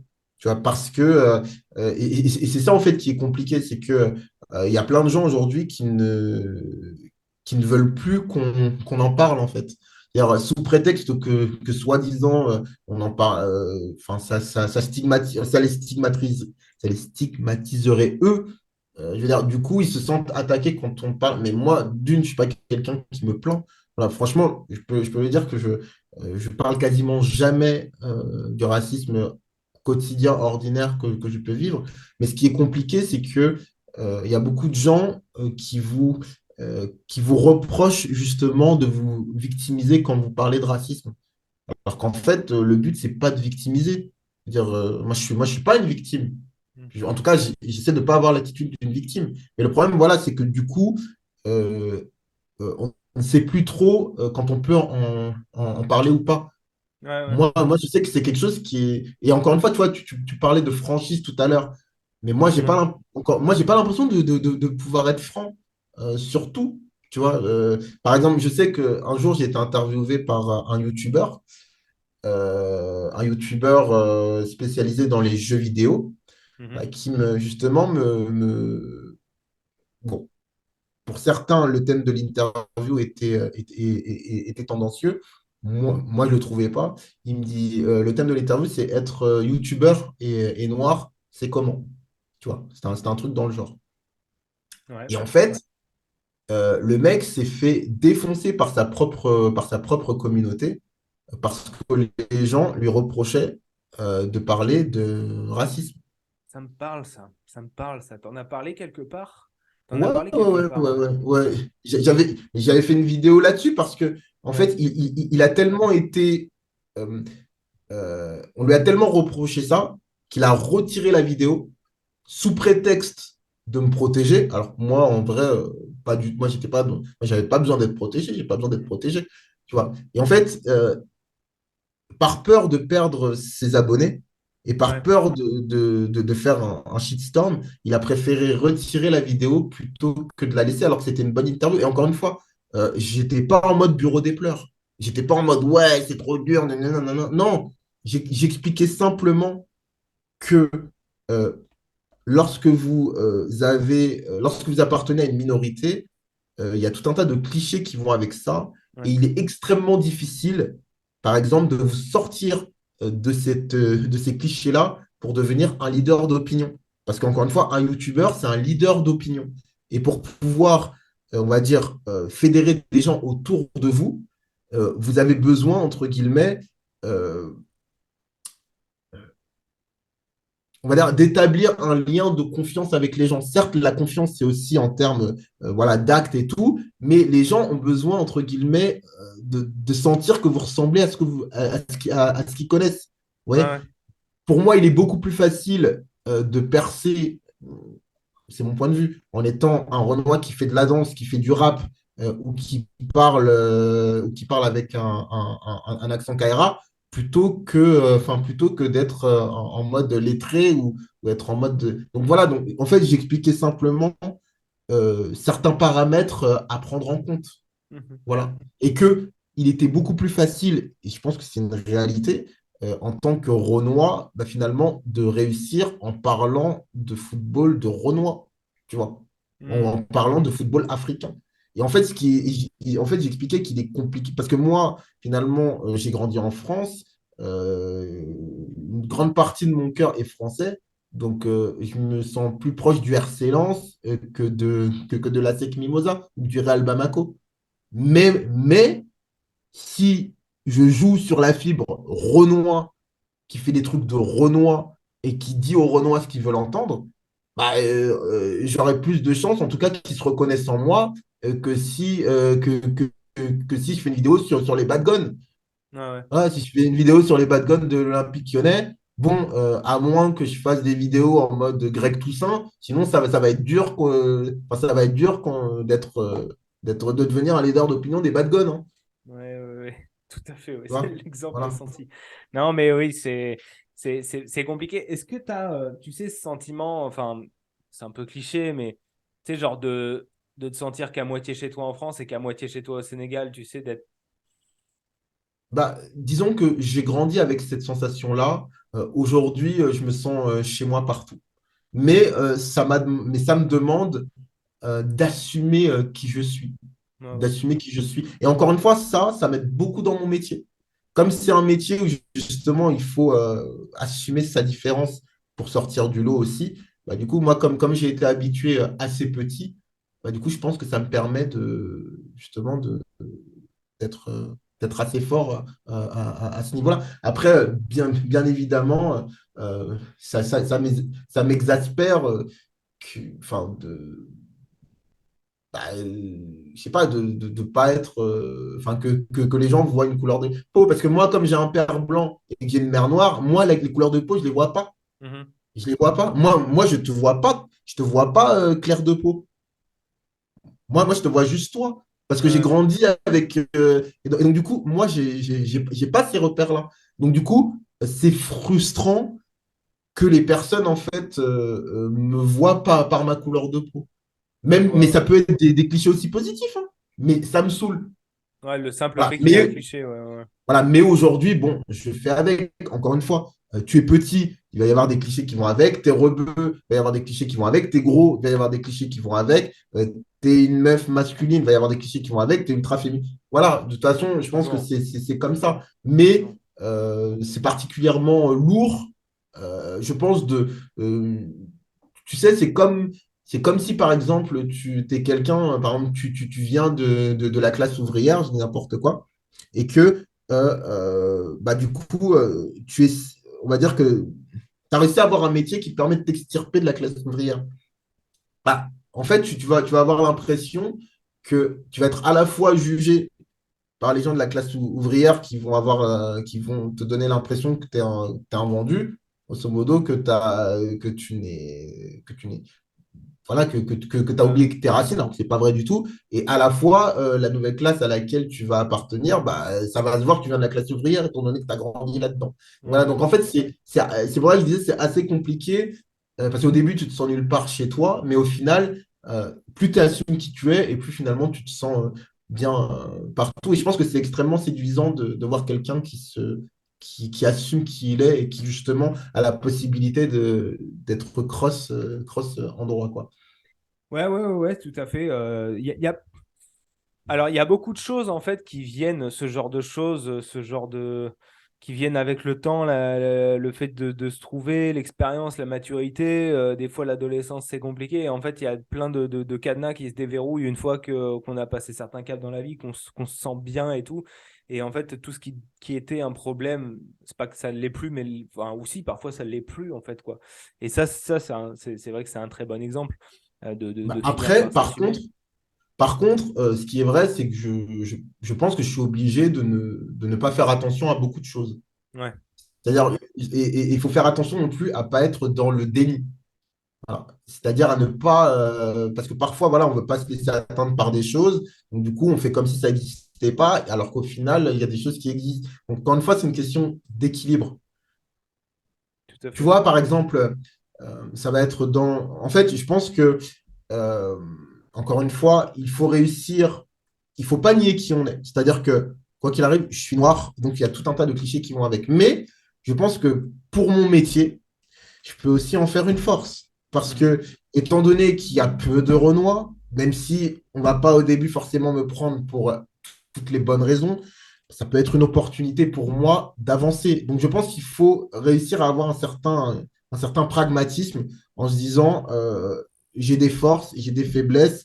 Donc, du coup, il faut aussi que je m'en serve pour pouvoir délivrer le message que je suis. En fait, ce qui compte au final, c'est le message que tu délivres. Je pense que tu ne peux pas te permettre de rester trop bloqué sur les choses qui sont importantes hein, malgré tout. Mais je pense que si tu as vraiment envie de délivrer un message ou que tu as une certaine ambition, je pense qu'il faut pouvoir savoir avaler des couleuvres ou du moins se servir de qui on est pour pouvoir ensuite le faire. Par exemple, moi, je sais que quand j'étais petit, j'adorais les dreadlocks. d'accord? Je m'en étais fait quand j'avais 12 ans. Après, je les ai rasés. Et bah, si tu veux, au bout d'un moment, quand j'ai commencé à faire de l'antenne et tout, euh, je savais que, comme j'ai dit tout à l'heure, il fallait que je sorte du lot. Je sais que moi, voilà, j'ai des valeurs d'union, etc. Mais je trouve que le fait d'avoir des dreads, ça va assez avec cet état d'esprit-là. Je ne l'ai pas fait pour ça. J'aime les dreads, je suis content d'avoir des dreads. Mais je sais que ça joue. Et en fait, je crois qu'il faut réussir, il faut avoir aussi la lucidité de se dire que notre apparence peut aussi nous servir à partager notre message. Ouais. Voilà. Et finalement, dans la perception d'autrui, parce que tu es obligé aussi de faire en fonction de la perception d'autrui, en tout cas, tu es obligé de prendre en compte également la perception d'autrui. Enfin, tu ne peux pas nier tout le temps. Et donc du coup, c'est aussi intéressant, quoi. Ouais, ouais, non, mais De je- savoir, tu vois, par exemple, je dis n'importe quoi, si par exemple, toi, tu fais une vidéo, enfin, je veux dire, si tu es quelqu'un qui est particulièrement sérieux, en mode un peu prof et tout, euh, bah, je trouve que si tu as le look qui va avec ce que tu racontes, bah, je pense que ça peut être un avantage. Parce que, comme je dis, l'être humain fonctionne beaucoup par cliché. Il a besoin quand par exemple il te voit, moi je pense qu'il faut être, quand tu fais un métier exposé, il faut être le plus clair. En fait, et en fait, je pense que quand ton look va avec ce que tu dis, ça te permet d'être clair et donc du coup, ça permet aux gens je pense, d'être plus ouverts T'as par pas, rapport à toi. t'as pas idée combien de fois à la fac, en fait, des collègues m'ont pris pour un étudiant parce que j'arrive avec un zip à capuche en jean avec des Stan Smith et que, et que j'ai pas une veste en tweed avec des coudes et tout, tu sais. Et à Mhm. chaque fois, une fois, j'ai une collègue qui a voulu me virer de la classe. Elle me dit non, non, mais il faut attendre le prof. Je monte les clés. Je dis, mais je suis prof, c'est bon, c'est moi qui vous relaye derrière, quoi. Tu as tout à Mhm. fait raison sur ce point-là. Après, c'est aussi drôle de jouer des clichés aussi, quoi. Mais C'est sûr, mais je crois qu'il faut en avoir conscience. oui, oui, C'est-à-dire que quand on dit aux jeunes, vous pouvez arriver habillés comme vous voulez, ballerins, etc., ben, je pense que ce n'est pas forcément leur rendre service parce que le mode balérin, il n'existe pas. C'est-à-dire que quelle que soit ta manière de te présenter, ça renvoie toujours une image. c'est Et vrai. je pense qu'il est important de pouvoir avoir conscience de l'image qu'on renvoie. Parce que l'image qu'on renvoie a une influence, c'est triste, c'est dommage, mais malheureusement, c'est comme ça. Ça a une influence sur tes interactions et la Oui. manière de. Voilà. Donc, je pense que c'est quelque chose qui est. Je dis pas qu'il faut aller forcément vers ça, mais quoi qu'il arrive, l'être humain, il regarde, il voit, il analyse. Et Donc, nous je les pense premiers, hein, qu'il parce que là on en débat et on essaie de les démonter, mais nous les premiers, en fait, on va être pareil, ça va être inconscient, tu vois, ça va être un travail, quoi. C'est, tu vois, moi je suis tout le temps en survêt, les gens pensent pas que j'ai fait ces études-là quand ils me voient, tu vois. Nombre de fois, on croit que je suis dans l'armée, les gens qui me connaissent pas, ils disent, mais je pensais que tu étais militaire quand je leur dis que je suis traducteur, alors qu'ils me voient tout le temps en tenue de sport avec le crâne rasé. Mais c'est effectivement, en être conscient. mais regarde, si par exemple, tu avais, la FIFA qui te faisait venir pour un entretien Ah bah non, mais pour j'y être vais pas en survêt. traducteur, bah voilà, tu vois. Ben voilà, pourquoi? Ouais, mais pourquoi? Parce que Pourquoi? faut pas passer pour quelqu'un de négligé, tu vois. Ouais, mais pourquoi si finalement c'est ce que si c'était dit si c'est ton CV ce que tu dis qui est important, pourquoi finalement on peut Ouais, parce pas que je sais que je vais être jugé. Non, non, mais oui, oui. tu vois, ben c'est pour ça que je pense que c'est important d'en avoir conscience. Après, une fois que tu en as conscience, tu peux assumer. Voilà. Mais je trouve qu'il y a beaucoup de jeunes ou même d'adultes à qui on laisse miroiter que voilà, tu peux faire ce que tu veux, tu peux être qui tu veux, l'apparence, c'est pas important, c'est aux autres de s'adapter à qui tu es. Dans le meilleur des mondes, je suis d'accord, mais dans les faits, c'est pas le cas. Et on vit quand même dans une société. Donc, je pense qu'il faut en tout cas connaître les codes de la société. Ça ne veut pas dire pour autant qu'il faut les accepter et Mhm. qu'il ne faut pas lutter, mais je pense qu'il faut en avoir conscience. Oui, mais Voilà. ça revient à ce que tu disais sur l'intelligence sociale. Tu te pointes pas à un entretien Voilà. d'embauche en survêt, ça reste, c'est un b.a.-ba quand même. Tu vois, que peu importe ta couleur de peau, peu importe tes origines, tu viens quand même parce que la première impression est importante, et ça, même avec la personne la plus C'est pas que la divertissante. première impression. C'est Oui, pas que oui, la première impression, c'est permanent. C'est pour ça que je dis que c'est important d'être en phase avec soi-même. ouais. Tu vois, et de réussir à trouver finalement l'endroit qui nous sied le plus. Parce que finalement, l'endroit qui te sied le plus, tu n'as pas besoin de beaucoup te travestir. Si par exemple, tu es quelqu'un qui aime porter des costumes en soie et que tu vas faire vendeur dans un magasin de costumes, c'est ton rêve, et qu'on te dit simplement qu'il faut rajouter une cravate, bah, ça ne va pas te changer. Ça va pas te changer. Et au contraire, quand tu vas débarquer à l'entretien, ça va se voir que tu as l'habitude de porter un costume. Tu vois, donc c'est pour ça que je pense que c'est important d'être. Et c'est là que la franchise, elle est importante. Mais par contre, parfois, il faut aussi, encore une fois, je pense qu'il faut toujours peser le pour et le contre. Est-ce que ça vaut le coup ou pas? C'est-à-dire que si par exemple tu travailles sur Canal, tu vois que Canal, en tout cas Canal France, souvent les journalistes sont toujours en costume. Mhm. Tu vois. Et ben, il y a un dress code.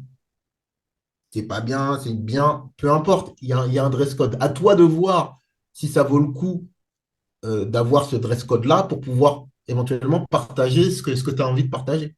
Mais en tout cas, ce qu'il faut savoir, c'est que souvent, le fait, en tout cas, d'accepter euh, certaines règles, ça peut te permettre ensuite de pouvoir développer ton style. Je dis n'importe quoi, mais par exemple, mettons que je fasse des chroniques sur Canal France. Si je vois que tout le monde est habillé en costard bleu, comme Hervé Matou, et que c'est le dress code, je vais arriver en costard bleu. Je vais faire ma chronique comme j'ai l'habitude de faire, etc. Et peut-être qu'un jour, je vais arriver dans le bureau avec un blazer coloré et qu'Hervé Mato, il va me faire, mais il est super ce blazer coloré. Tu voudrais pas le mettre ce soir à l'antenne? Bah, je fais, bah ouais, mais bon, tu sais, moi je vois qu'il y a un dress code bleu, etc. Écoute, moi franchement, je trouve que ça correspond bien avec ce que tu es, avec ce que tu racontes. Franchement, vas-y. Et je pense que les choses font, en tout cas, beaucoup de choses fonctionnent un peu comme ça. Ouais, ouais, ouais. Question bête, Ouais, très court. Tu mettais une photo sur tes CV ou pas? oui, Ok. oui, oui. Oui. Bah, de toute façon, ils vont s'en rendre compte, hein, je veux dire. Non, mais tu vois, non, mais, tu vois, on parle de la première impression. Imagine à deux CV égaux, Ouais, toi et mais moi. c'est On pas. met, toi, non, Mais mais toi et moi, on met une photo et on met pas de photo. Sans la photo, c'est moi qui vais être désavantagé théoriquement, par rapport au cliché raciste, Ouais, avec mon mais prénom. le truc, c'est que je pense qu'il faut pas. Enfin, moi, en tout cas, j'ai fait le choix et c'est pas forcément positif ou pas, mais je me pose pas ce genre de questions. Mhm. C'est-à-dire que, franchement, bah, les reins, quoi. Tu vois, je me dis, et c'est pour ça, encore une fois, que c'est important de savoir où tu veux travailler. Et bien évidemment, il peut y avoir des personnes qui font de la discrimination partout. Mais au bout d'un moment, si tu te prends trop la tête, on va dire, Oui, je vois ce que si tu c'est veux dire. Ouais, voilà, voilà, donc il y a des choses sur lesquelles délibérément je me prends pas le chou, quoi. ouais, ouais, non, mais je vois ce que tu veux dire. Je vois ce que tu veux dire. Et bah écoute, en fait, on a couvert pas mal de choses de mon conducteur, en fait, sans forcément que je le sache, tu vois. Ok. On n'a pas. Alors, je voulais aussi vite fait. Est-ce que. Parce que je sais que tu fais d'autres sports, que tu pratiques des sports notamment de combat, mais Ouais, alors je sais pas, je sais je pas suis combien de. Tu judoka. fais judo, jiu-jitsu, Bah, on va dire que le jujitsu, c'est un complément complément. du judo, mais je fais avant tout du judo. Voilà, le jujitsu, c'est juste indispensable de faire un peu de jujitsu pour passer sa ceinture noire. Mais, Ok. voilà, je m'estime avant tout judoka. Et tu commentes d'autres sports aussi, parce que quand on Ah dit oui, bien journaliste, sûr. quand on a dit journaliste, mais tu es aussi commentateur, hein, ça Ah oui, c'est. oui, oui, Ouais, oui, ouais. bien sûr. Bah oui, oui, je commande foot, j'ai commenté du basket, j'ai commenté des sports méca. J'adore les sports méca. Je crois que je préfère la Formule 1 au foot à la base. Ouais. J'ai commenté du cyclisme, j'ai commenté du VTT, j'ai commenté du water polo, j'ai commenté du beach volley, j'ai commenté plein de Du sports hockey sur différents. glace, t'en as Du, déjà du commenté? karaté, du judo. Comment? Hockey sur glace, t'en as déjà commenté? Non, Moi, j'ai non, non. commencé la passion pour le sport m'est venue par le hockey sur glace avant de venir par le D'accord. foot, hein, quand j'étais tout Ok, petit. ok. Et en fait, ouais, donc ça, on n'en a pas parlé. Quelle place ont, parce qu'on te connaît pour le foot, que ce soit professionnellement, YouTube, machin, on te connaît pour le foot, euh, principalement. quelle place ces autres sports-là, donc commenter tous ces sports-là, et la pratique sportive, le judo que tu dois faire pour passer ta ceinture noire, que tu dois pratiquer depuis des années, quelle place ça a, ça, dans ta vie? Bah, moi, j'aime avant tout commenter. Donc, Ouais, j'ai envie de dire que pour moi, ce qui compte, comme je disais au début, c'est les émotions. En fait, moi, je pense aux émotions que je peux procurer en fait à la personne qui regarde. C'est-à-dire, même si je ne suis pas spécialiste d'un sport, le professionnalisme, pour moi, c'est important. Donc, je vais faire mon maximum pour pouvoir être à la hauteur de l'événement. Et après, je me dis que si je mets tout mon cœur mais par contre, si je prépare en mode carré, hein. Voilà, je prépare vraiment en mode ouais, carré. bah, ouais. S'il y a la possibilité de connaître le nom du chien de la gardienne de water-polo des États-Unis, t'inquiète pas que je vais le noter. Donc voilà, donc du coup, je mixe connaissance avec passion, mais passion de l'être humain, passion de Ouais. transmettre, passion de faire vivre un bon moment avec la personne. Et du coup, voilà, c'est cool, c'est cool pour moi, quoi. Voilà, après, mon rêve, c'était de commenter une course de voiture. Voilà, parce que voilà, j'ai grandi avec la Formule 1 sur TF1, Jean-Louis Moncet, etc. Et voilà, je sais que quand j'étais dans ma chambre, là, j'ai une petite voiture, là, je m'entraînais. Et le fait d'avoir pu commenter une course de voiture, de la manière dont je joue aux petites voitures, c'est incroyable. Voilà, donc du coup, c'est un complément qui me fait plaisir. Voilà, après, je ne sais pas si je pourrais tout commenter. Il y a des trucs qui me saoulent un peu plus, C'est normal. mais en tout cas, l'idée de commenter, moi, ça me plaît. Voilà, c'est vrai. Je pourrais pas faire que ça me saoulerait. Mais ça fait, encore une fois, je suis quelqu'un qui aime la complémentarité.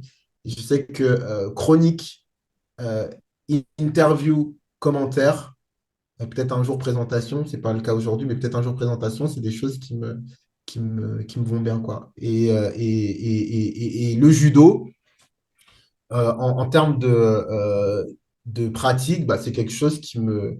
je peux pas dire que je suis passionné par le judo. Je peux pas dire ça. Je préfère le commenter. J'aime bien. En fait, j'aime la compétition. À la base, je suis un compétiteur. J'adore la compétition.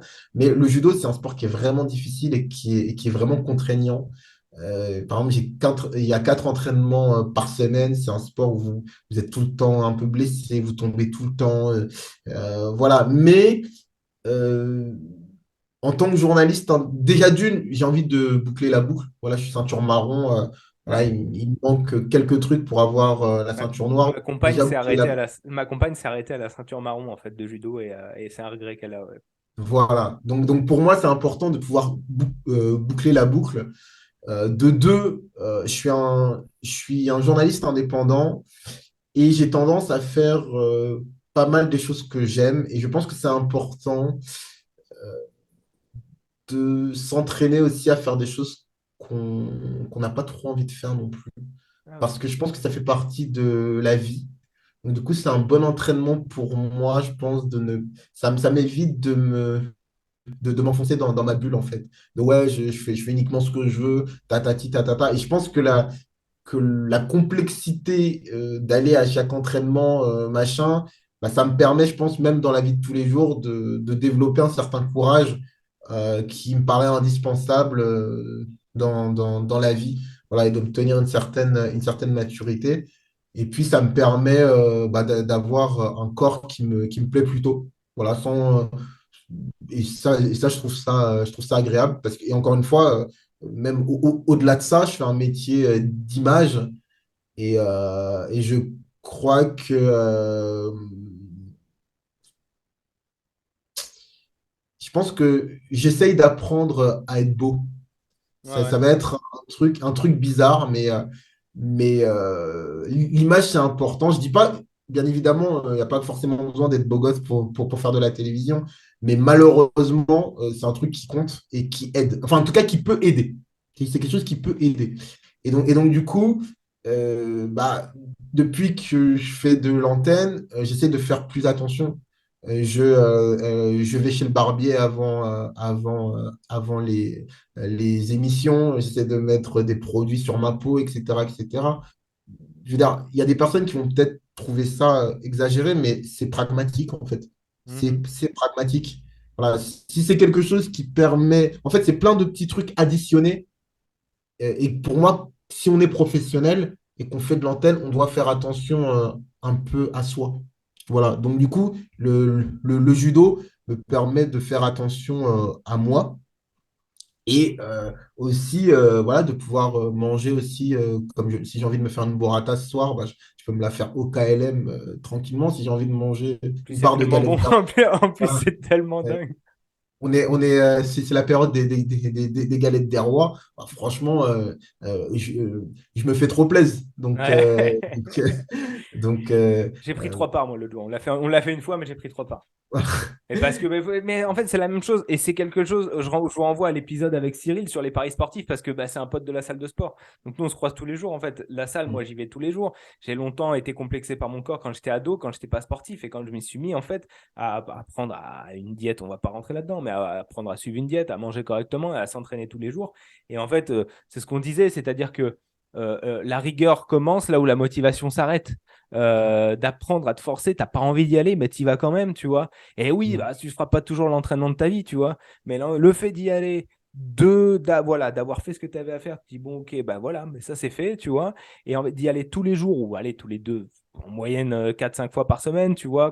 Avant c'était des fois, c'était tous les jours, et des fois, c'était 2 fois par jour. Mais ça, comme tu dis, c'est se forcer, s'imposer des contraintes comme ça, tu vois. Oui, on est tous mieux dans le canapé devant la télé. Tous, sans exception. je suis pas sûr. Alors, Enfin, pas, moi, non, non, mais pas toute la journée, mais ouais. t'es jamais inconfortable quand t'es posé devant ta série, tu vois, tranquille. Ah, moi si. Moi si. Ah Moi, je ouais? suis. Eh Ouais, ben, moi, je suis un crois-moi peu que là, ça. quand il fait 0 degré, qu'il pleut à verse et tout, j'ai pas envie de sortir, mais j'y vais quand même, tu vois. Eh, Et... moi, ça me fait un peu culpabiliser, tu vois. J'ai Ah ouais, l'impression que. non, je suis comme toi, hein, honnêtement. Dimanche dernier, on a passé l'après-midi à regarder un film. J'avais pu faire ça depuis peut-être 10 ans, je crois. Mais Mais c'est bien, je pense. par contre, je suis allé au sport le matin. Tu vois, je sais Ouais. pas, j'ai pas passé la journée dans le canapé. C'est le sport. Dimanche, je me suis levé, j'ai bossé, je suis allé au sport et après, je me suis dit, ok, tu vois, c'est quelque chose que je m'accorde par la suite, tu vois. Mais là-dessus, c'est pareil. Le fait de faire du sport et notamment pratiquer un sport qui est pas genre je vais faire un five avec les potes où c'est que du kiff, tu vois.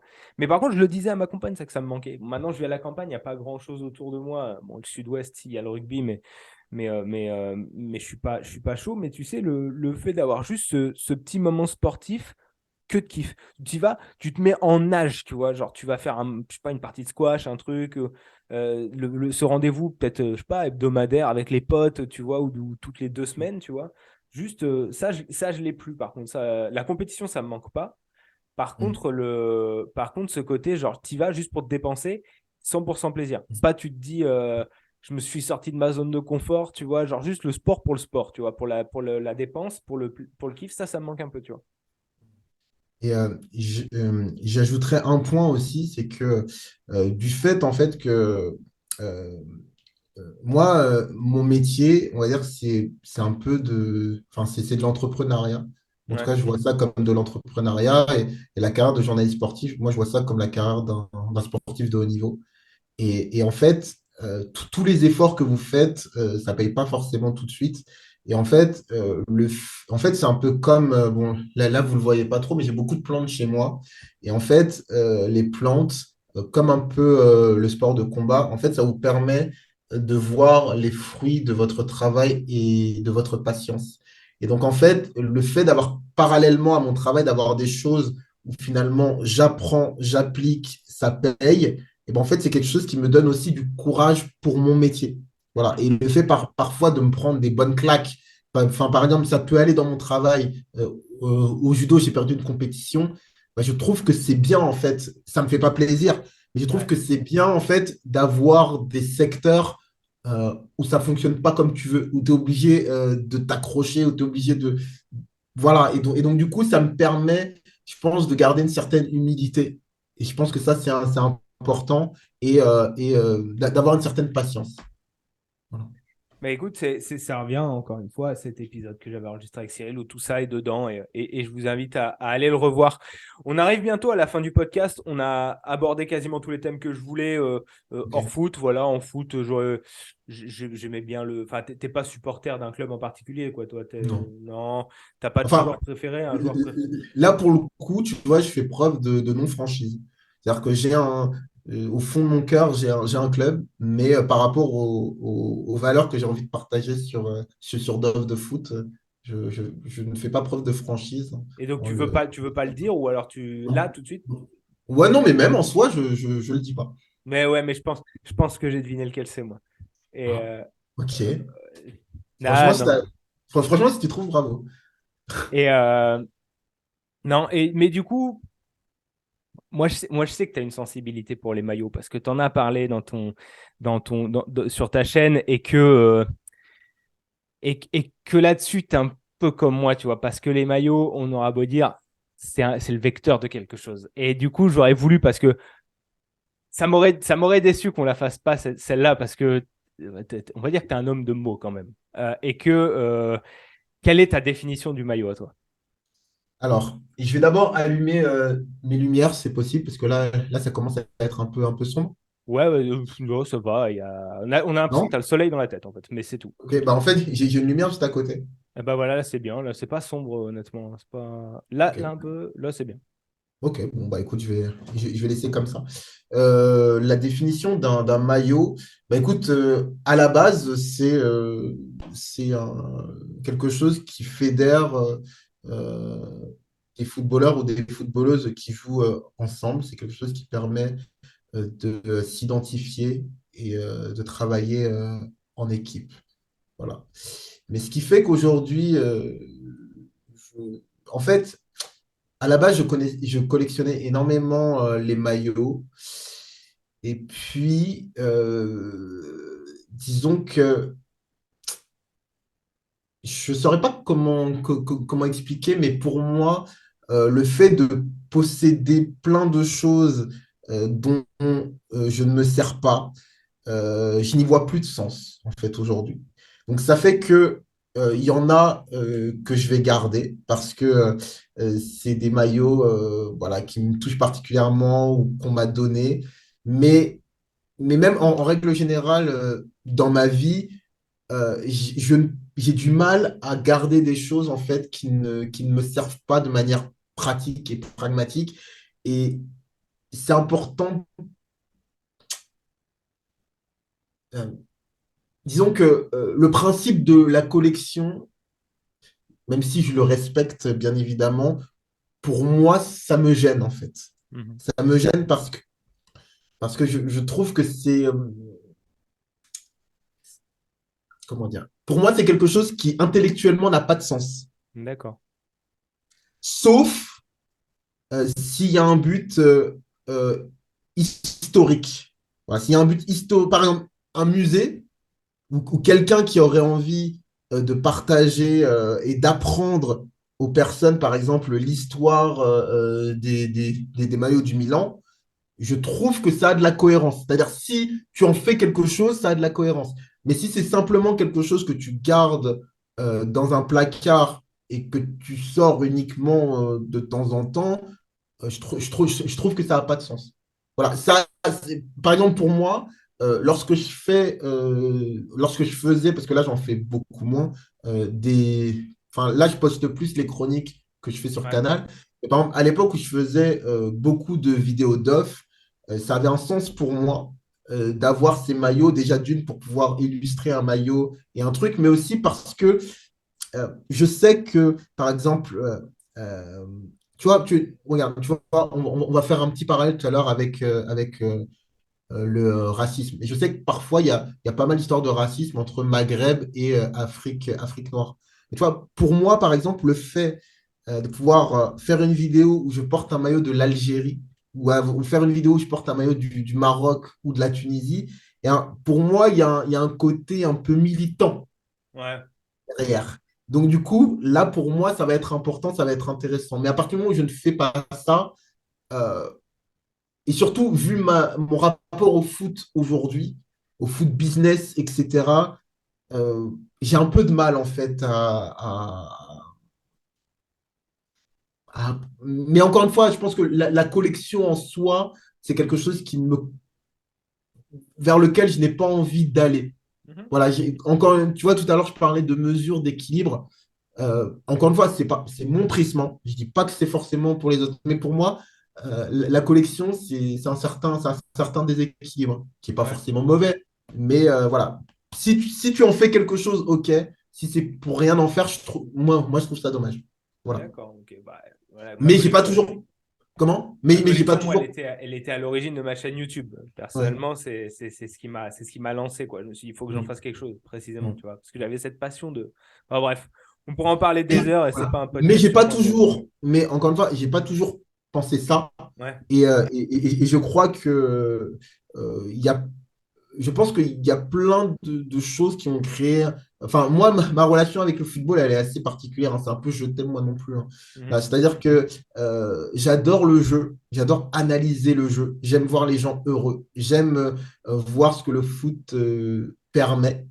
Voilà. Mais je ne suis pas un béni oui-oui qui accepte que voilà, le foot permette n'importe quoi. Enfin, pour moi, par exemple, à partir du moment où il y a des lois, où il y a des règles, je ne vois pas pourquoi, une fois que tu es dans un stade de foot, on s'en bat les reins. Ah, ouais. Voilà. Et tout comme je n'aime pas la récupération politique qui est faite du foot. J'en ai conscience, par contre, que le Ah, ouais. foot, voilà. Mais ce n'est pas quelque chose que j'apprécie et j'aimerais, et voilà, comme par exemple, moi, j'adore les rivalités saines, mais je n'aime pas la haine. Ouais. Et pour moi, il n'y a pas de sens à ce que le foot provoque la haine. La rivalité, oui, voilà. Qu'on puisse charrier l'adversaire, oui, mais une fois que le match est fini, on se respecte. Voilà. Voilà. Et pour moi, pour conclure, le foot, c'est important, mais je suis contre l'aliénation au foot. C'est-à-dire que, mais encore une fois, là pour le coup, ça va être un point de vue personnel. C'est-à-dire que moi, en fait, je trouve ça un peu triste et pathétique que le foot prenne trop de place dans une vie. Si on est passionné, bien évidemment, c'est cool, c'est frais, mais pour moi, encore une fois, par rapport à mes valeurs, ça ne doit pas être au détriment de l'essentiel. Ouais. Voilà. Et je trouve que euh, trop, à trop de fois, c'est au détriment de l'essentiel. Voilà. Mais encore une fois, chacun fait ce qu'il veut et pense ce qu'il veut. Ah non, non, non, mais attention, enfin, là, on va devoir bientôt s'arrêter, mais sincèrement, je savais que c'était avec toi qu'il fallait le plus de temps pour enregistrer parce qu'il y a tellement de portes ouvertes à chaque fois qu'on parle qu'il y a plein de trucs qui me viennent en tête et dont j'aimerais parler. Peut-être qu'un jour, on aura la chance de faire un deuxième épisode si Ouais. on arrive à se caler ça, mais ça me ferait hyper plaisir. Est-ce que tu as quelques maillots à nous montrer pour conclure? Yes, yes, yes, yes. Bah, c'est d'ailleurs pour ça qu'au début, j'avais beaucoup de mal à. Enfin, Ouais. j'ai un peu hésité à faire ça. Et puis finalement, je les ai regardés. Je me suis dit, purée, ouais, c'est vrai quand même, ils m'ont fait plaisir. Donc voilà, alors ils sont classés dans le désordre, hein, vraiment. Ouais, ouais, pas de Voilà. souci. Mais disons que là, j'ai un Ouh là maillot là du. là là là là là là, ça commence très très très très Voilà. fort avec. J'ai un maillot du Milan AC, manche longue. Alors, pourquoi j'ai choisi celui-là? Bah, parce que moi, étant donné que j'ai grandi dans les années 90-2000, le Milan, ça a toujours symbolisé une certaine classe. Voilà, c'était le Milan de. J'ai pas grandi avec le Milan de Arrigo Sacchi, j'ai grandi avec le Milan de Carlo Ancelotti, qui prenait des vieux qui étaient soi-disant en fin de parcours et puis qui, voilà, ils avaient une telle classe, une telle maîtrise que pour moi, le maillot du Milan AC, ça représente une certaine classe. Les manches longues, je trouve que ça représente encore plus la classe. Donc, il me fallait un maillot du Milan. Celui-là est un peu plus vieux, donc ça ne représente pas forcément l'époque que j'ai vécue, mais je trouve que entre celui-là, par exemple, et un Bewin Too Much, voilà, j'ai eu l'opportunité en fait d'obtenir celui-là et je suis assez content. Vraiment, je suis très content Celui-là, de. il a un flow. Oh là Ouais, là. franchement, je suis très content. Sans le logo Milan, sans le Scudetto et juste l'étoile. Ouais, franchement. Tu rentres dedans encore? C'est pas une taille Ah bah en ouais, plus? ouais, ouais, ouais, ouais, c'est un taille L, ça. Ça, Taille prends-en L. soin, prends-en soin parce que en vérité, je sais que c'est pas trop quelque chose qui t'intéresse, mais c'est un maillot qui a une vraie valeur, hein. Franchement, Ouais, bah, celui-là, je vais vraiment le garder. ouais, Celui-là, je vais vraiment le garder. à la main et à l'envers, le Comment? lavage. Ouais, ouais, non, mais de toute façon, je le porterai pas, hein. C'est Ouais. vraiment juste pour ça. Alors, ensuite, alors, le deuxième, bon, Ouais, mais ouais, mais ça marche toujours, les classiques. Voilà. Pourquoi? Parce que c'est d'un point de vue symbolique, en fait, c'est pas tant la beauté, mais c'est vraiment. Enfin, si, déjà, je le trouve beau, même si je trouve que celui à damier, là, voilà, je crois que c'est. Voilà, à 94, damier, voilà, moi, c'est un maillot qui me fait rêver. Mais qui, celui-là, en fait, parce que là. Ouais. que j'attends et qui est en route pour mon domicile, le maillot damier, version blanche, manche longue et stock pro sans les logos. Je l'ai commandé hier, je l'ai trouvé sur eBay et franchement, je suis assez d'accord avec toi. Parce que là, pour ceux qui écoutent le podcast, c'est le maillot de France 98 que Flavien nous montre. Voilà, voilà. Maillot de France 90 sans l'étoile, bien évidemment. Et, ouais, ouais tu vois, moi, par exemple, je me demande si je pourrais pas. Si un jour je le voyais passer comme ça, je pense que je pourrais craquer pour le maillot de 84 ans. Donc, voilà. Donc, ouais, voilà. Donc, ce maillot-là, parce que bah, voilà, c'est la première compétition que j'ai vraiment suivie. C'est celle qui m'a vraiment fait frissonner. J'ai une cassette vidéo avec tous les commentaires des buts de 98. Je les connais tous par cœur. Ouais, voilà, c'est un maillot J'avais aussi celle-là. voilà, donc pour moi, c'est un maillot qui est extra. Voilà. Ensuite, ce maillot-là, voilà, c'est un maillot de Montpellier, Ouais, voilà, 2015-2016. voilà, qui a été porté par Morgan Sanson. Et en Énorme. fait, pourquoi est-ce que c'est celui-là? Parce que il m'a été offert par Loulou Nicolin, voilà, Oh. quand il était encore en vie. Et voilà, c'est une de mes T'as le plus match en bas normalement qui est marqué, non? ouais, je crois que c'était face à Monaco, si je En me bas trompe. sur Montpellier, ils sont réputés pour Ouais, ça, ouais, voilà. voilà. C'est face à Monaco. Et c'était Oh. saison 2016-2017, Ah, dixième journée. 2016-2017. Ah, pardon, je Voilà. pensais que c'était 2015-2016. Ouais. 2016-2017. Voilà. Dixième journée. Et donc voilà, j'avais fait une interview vraiment géniale avec Loulou Nicolin, qui était quelqu'un. En fait, voilà, encore une fois, c'est en cohérence, je pense, avec ce que j'ai envie de véhiculer. C'est que voilà, on voyait Loulou Nicolin comme un bon client, quelqu'un qui est beauf, qui voilà. Et du coup, j'étais parti avec l'idée de faire sortir le Louis derrière Ouais, ouais. le Loulou. Et d'ailleurs, vous pouvez retrouver cette interview sur le site de SoFoot. Elle est en deux parties. Et en fait, on a passé, je pense qu'il a passé vraiment un très bon moment et qu'il a été touché par la démarche. D'ailleurs, il s'est beaucoup livré. Et puis ensuite, on a parlé de passion de maillot. Et lui, il avait une passion de maillot qui était extraordinaire. D'ailleurs, il avait eu le privilège d'avoir une visite privée de son musée. Oh là là Ouais, il là m'avait là fait une là. petite visite Quelle privée. classe. D'ailleurs, vous avez la vidéo sur Dog de Foot. J'avais filmé un peu à la ZUP parce que j'avais pas, parce que je m'y attendais pas et tout, mais j'ai fait une vidéo avec tous les trucs. Tu Et l'as fait en donc, voiturette et tout, le musée? non, je crois, non, dans mes souvenirs, on l'a fait à pied. Ah ouais. On l'a fait à pied et bon, c'était extraordinaire. Et donc voilà, et donc sachant la passion que j'ai, en tout cas que j'avais pour les maillots, bah, il a demandé à quelqu'un d'aller me chercher un maillot porté, Magnifique. et donc il m'a offert voilà, celui Magnifique. de Morgan Sanson. Voilà. Et pareil, ça c'est le genre de maillot que je ne pourrais jamais céder, Ah non. même si la collection ne m'intéresse plus. Ça fait partie, comme les maillots qu'on m'a offerts, ça fait partie de ceux dont je ne me séparerai pas. Yes. Alors, ensuite, alors, j'ai choisi ce maillot-là. Ouh, ah, en plus, moi j'habite dans la région toulousaine, donc celui-là, Voilà.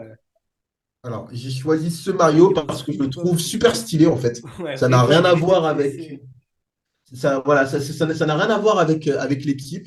Voilà, bon, j'ai pas d'attirance particulière pour les pitchouns, mais je trouve qu'il est particulièrement stylé. Voilà, à chaque fois que je le mets pour jouer au foot, il fait un tabac. Je trouve qu'il est, je sais pas, avec le côté jean C'est C17, 17.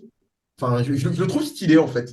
Vraiment, je trouve qu'il a une coupe très sympa. Je suis bluffé par la collection que tu as sans, entre guillemets, sans le vouloir. Tu sais, genre, ça paye pas de mine, tu le mets pas en avant, et là, tu nous sors des trucs. Laisse tomber comment Ben, il est en fait, stylé. c'est que des maillots que j'ai trouvés en brocante, en fait. Ouais, ouais, Brocante, ouais. ou friperie, ou voilà. Et donc, ouais, ouais, voilà, celui-là, c'est vraiment pour le côté esthétique. Voilà. Le maillot Il me Reebok plaît. qui était. Alors, pour ceux qui écoutent, pareil, c'était le Reebok. Ceux qui connaissent le maillot du Chili de 98 avec le Reebok qui partait de l'omoplate en fait et qui allait à l'autre épaule qui était en haut. Et le gros sponsor du magasin C17 qui vendait des jeans, il y en avait un à Caen, je me rappelle. Et le vieux logo TFC avec la croix occitane. Franchement, Voilà. Voilà, celui-là, c'est vraiment un maillot que j'aime beaucoup. Alors, il m'en reste deux. Bon, après, je pourrais aller en chercher d'autres, mais je pense qu'on n'a plus trop le temps. bah, Alors, moi je l'ai, c'est ça, c'est juste, un tu vois, maillot, faut pas que tu te mettes en retard. Mais en tout cas, oh là là là là là ça, là là là ça, là c'est un là là. maillot que j'apprécie beaucoup. Voilà, encore une fois, celui-là, je pourrais jamais m'en défaire. Je le trouve magnifique, vintage, comme j'aime. Franchement, Ouais, franchement, je, Maillot Kappa de l'Athletic Bilbao qui est au milieu des années 90, ça doit être du franchement, 97. je le kiffe. Je le kiffe parce il est simple, il est rétro, il est beau esthétiquement. Si je devais avoir un maillot de l'Athletic Bilbao, ben, j'aimerais que ce soit celui-là, quoi. Ouais. Voilà, voilà, j'ai pas grand-chose à ajouter. Franchement, je le kiffe. Voilà, franchement, Franchement, il est voilà, très, très, très, très beau. Ouais. Très, très beau. voilà, vraiment, ouais, je l'adore. Voilà. Ouais, magnifique. Et Et t'en as encore ouais, ou t'en as encore un dernier? comment? Ouais, j'en ai un dernier. Alors celui-là, c'est pour le côté. C'est le plus vieux maillot que j'ai dans ma collection. Ouais. Donc du coup, je voulais vous le montrer. Voilà. Ah, Donc, France-Argentine, voilà, Argentine 78, ouais. voilà. Donc il y a le petit badge, voilà, Argentine 78. Voilà, c'est un maillot bah, que je trouve très beau, voilà, Ouais. qui est très vintage, le col, la coupe. Euh, C'est la première fois que l'on pouvait acheter des maillots réplicas dans le commerce. La d'accord, compétition 78, ouais. ok, Pour l'équipe de d'accord. France. C'est la toute première fois qu'ils étaient commercialisés. Sur Internet, tu peux retrouver le bon de commande. Tu pouvais acheter le sac et le maillot et tu devais remplir un papier et puis faire la commande. Voilà, donc du coup, c'est manche longue en plus. Ouais. Comme j'ai dit, manche longue, je trouve que c'est la classe. Donc voilà, c'est un bleu, un peu bleu roi. Le gros coq comme ça, je le trouve vraiment trop stylé. Vraiment, Ouais, je trouve il incarne la France, quoi. voilà, je trouve que c'est, pour le coup, je trouve qu'on retrouve un peu le coq du rugby. Tu vois, je trouve Oui, qu'il fait tout à penser fait. au coq du rugby. Il est très fier, bien droit, doré, tout ça. Et je trouve que c'est vraiment, ça se marie vraiment bien avec le badge Argentine 78. Voilà, le petit Adidas vintage comme ça. Bah, je trouve que c'est le plus beau Adidas hein, pour moi. Voilà, les petites bandelettes comme ça me fait penser un peu à ce qu'avaient les athlètes Non, non, c'était à l'époque du cyclisme sur piste avec Florian Rousseau. Je ne sais pas je sais pas si vous vous Ouais, rappelez. Ils avaient des combinaisons mais magnifiques. Oh là là, je crois que c'était les Jeux d'Athènes, si je ne me trompe pas. possible, ouais. C'était juste après les Jeux de Barcelone. Voilà, bref, voilà. Moi, je trouve que ce maillot est très beau. Et voilà, je ne sais pas si tu veux que j'en prenne d'autres ou si on Écoute, s'arrête là. t'as pris ceux que le cœur t'a dit de prendre. Donc, Voilà, ouais, s'il y a un autre épisode, on trouvera bien le temps voilà. dans l'année pour faire un autre épisode et on aura le temps de voir d'autres maillots.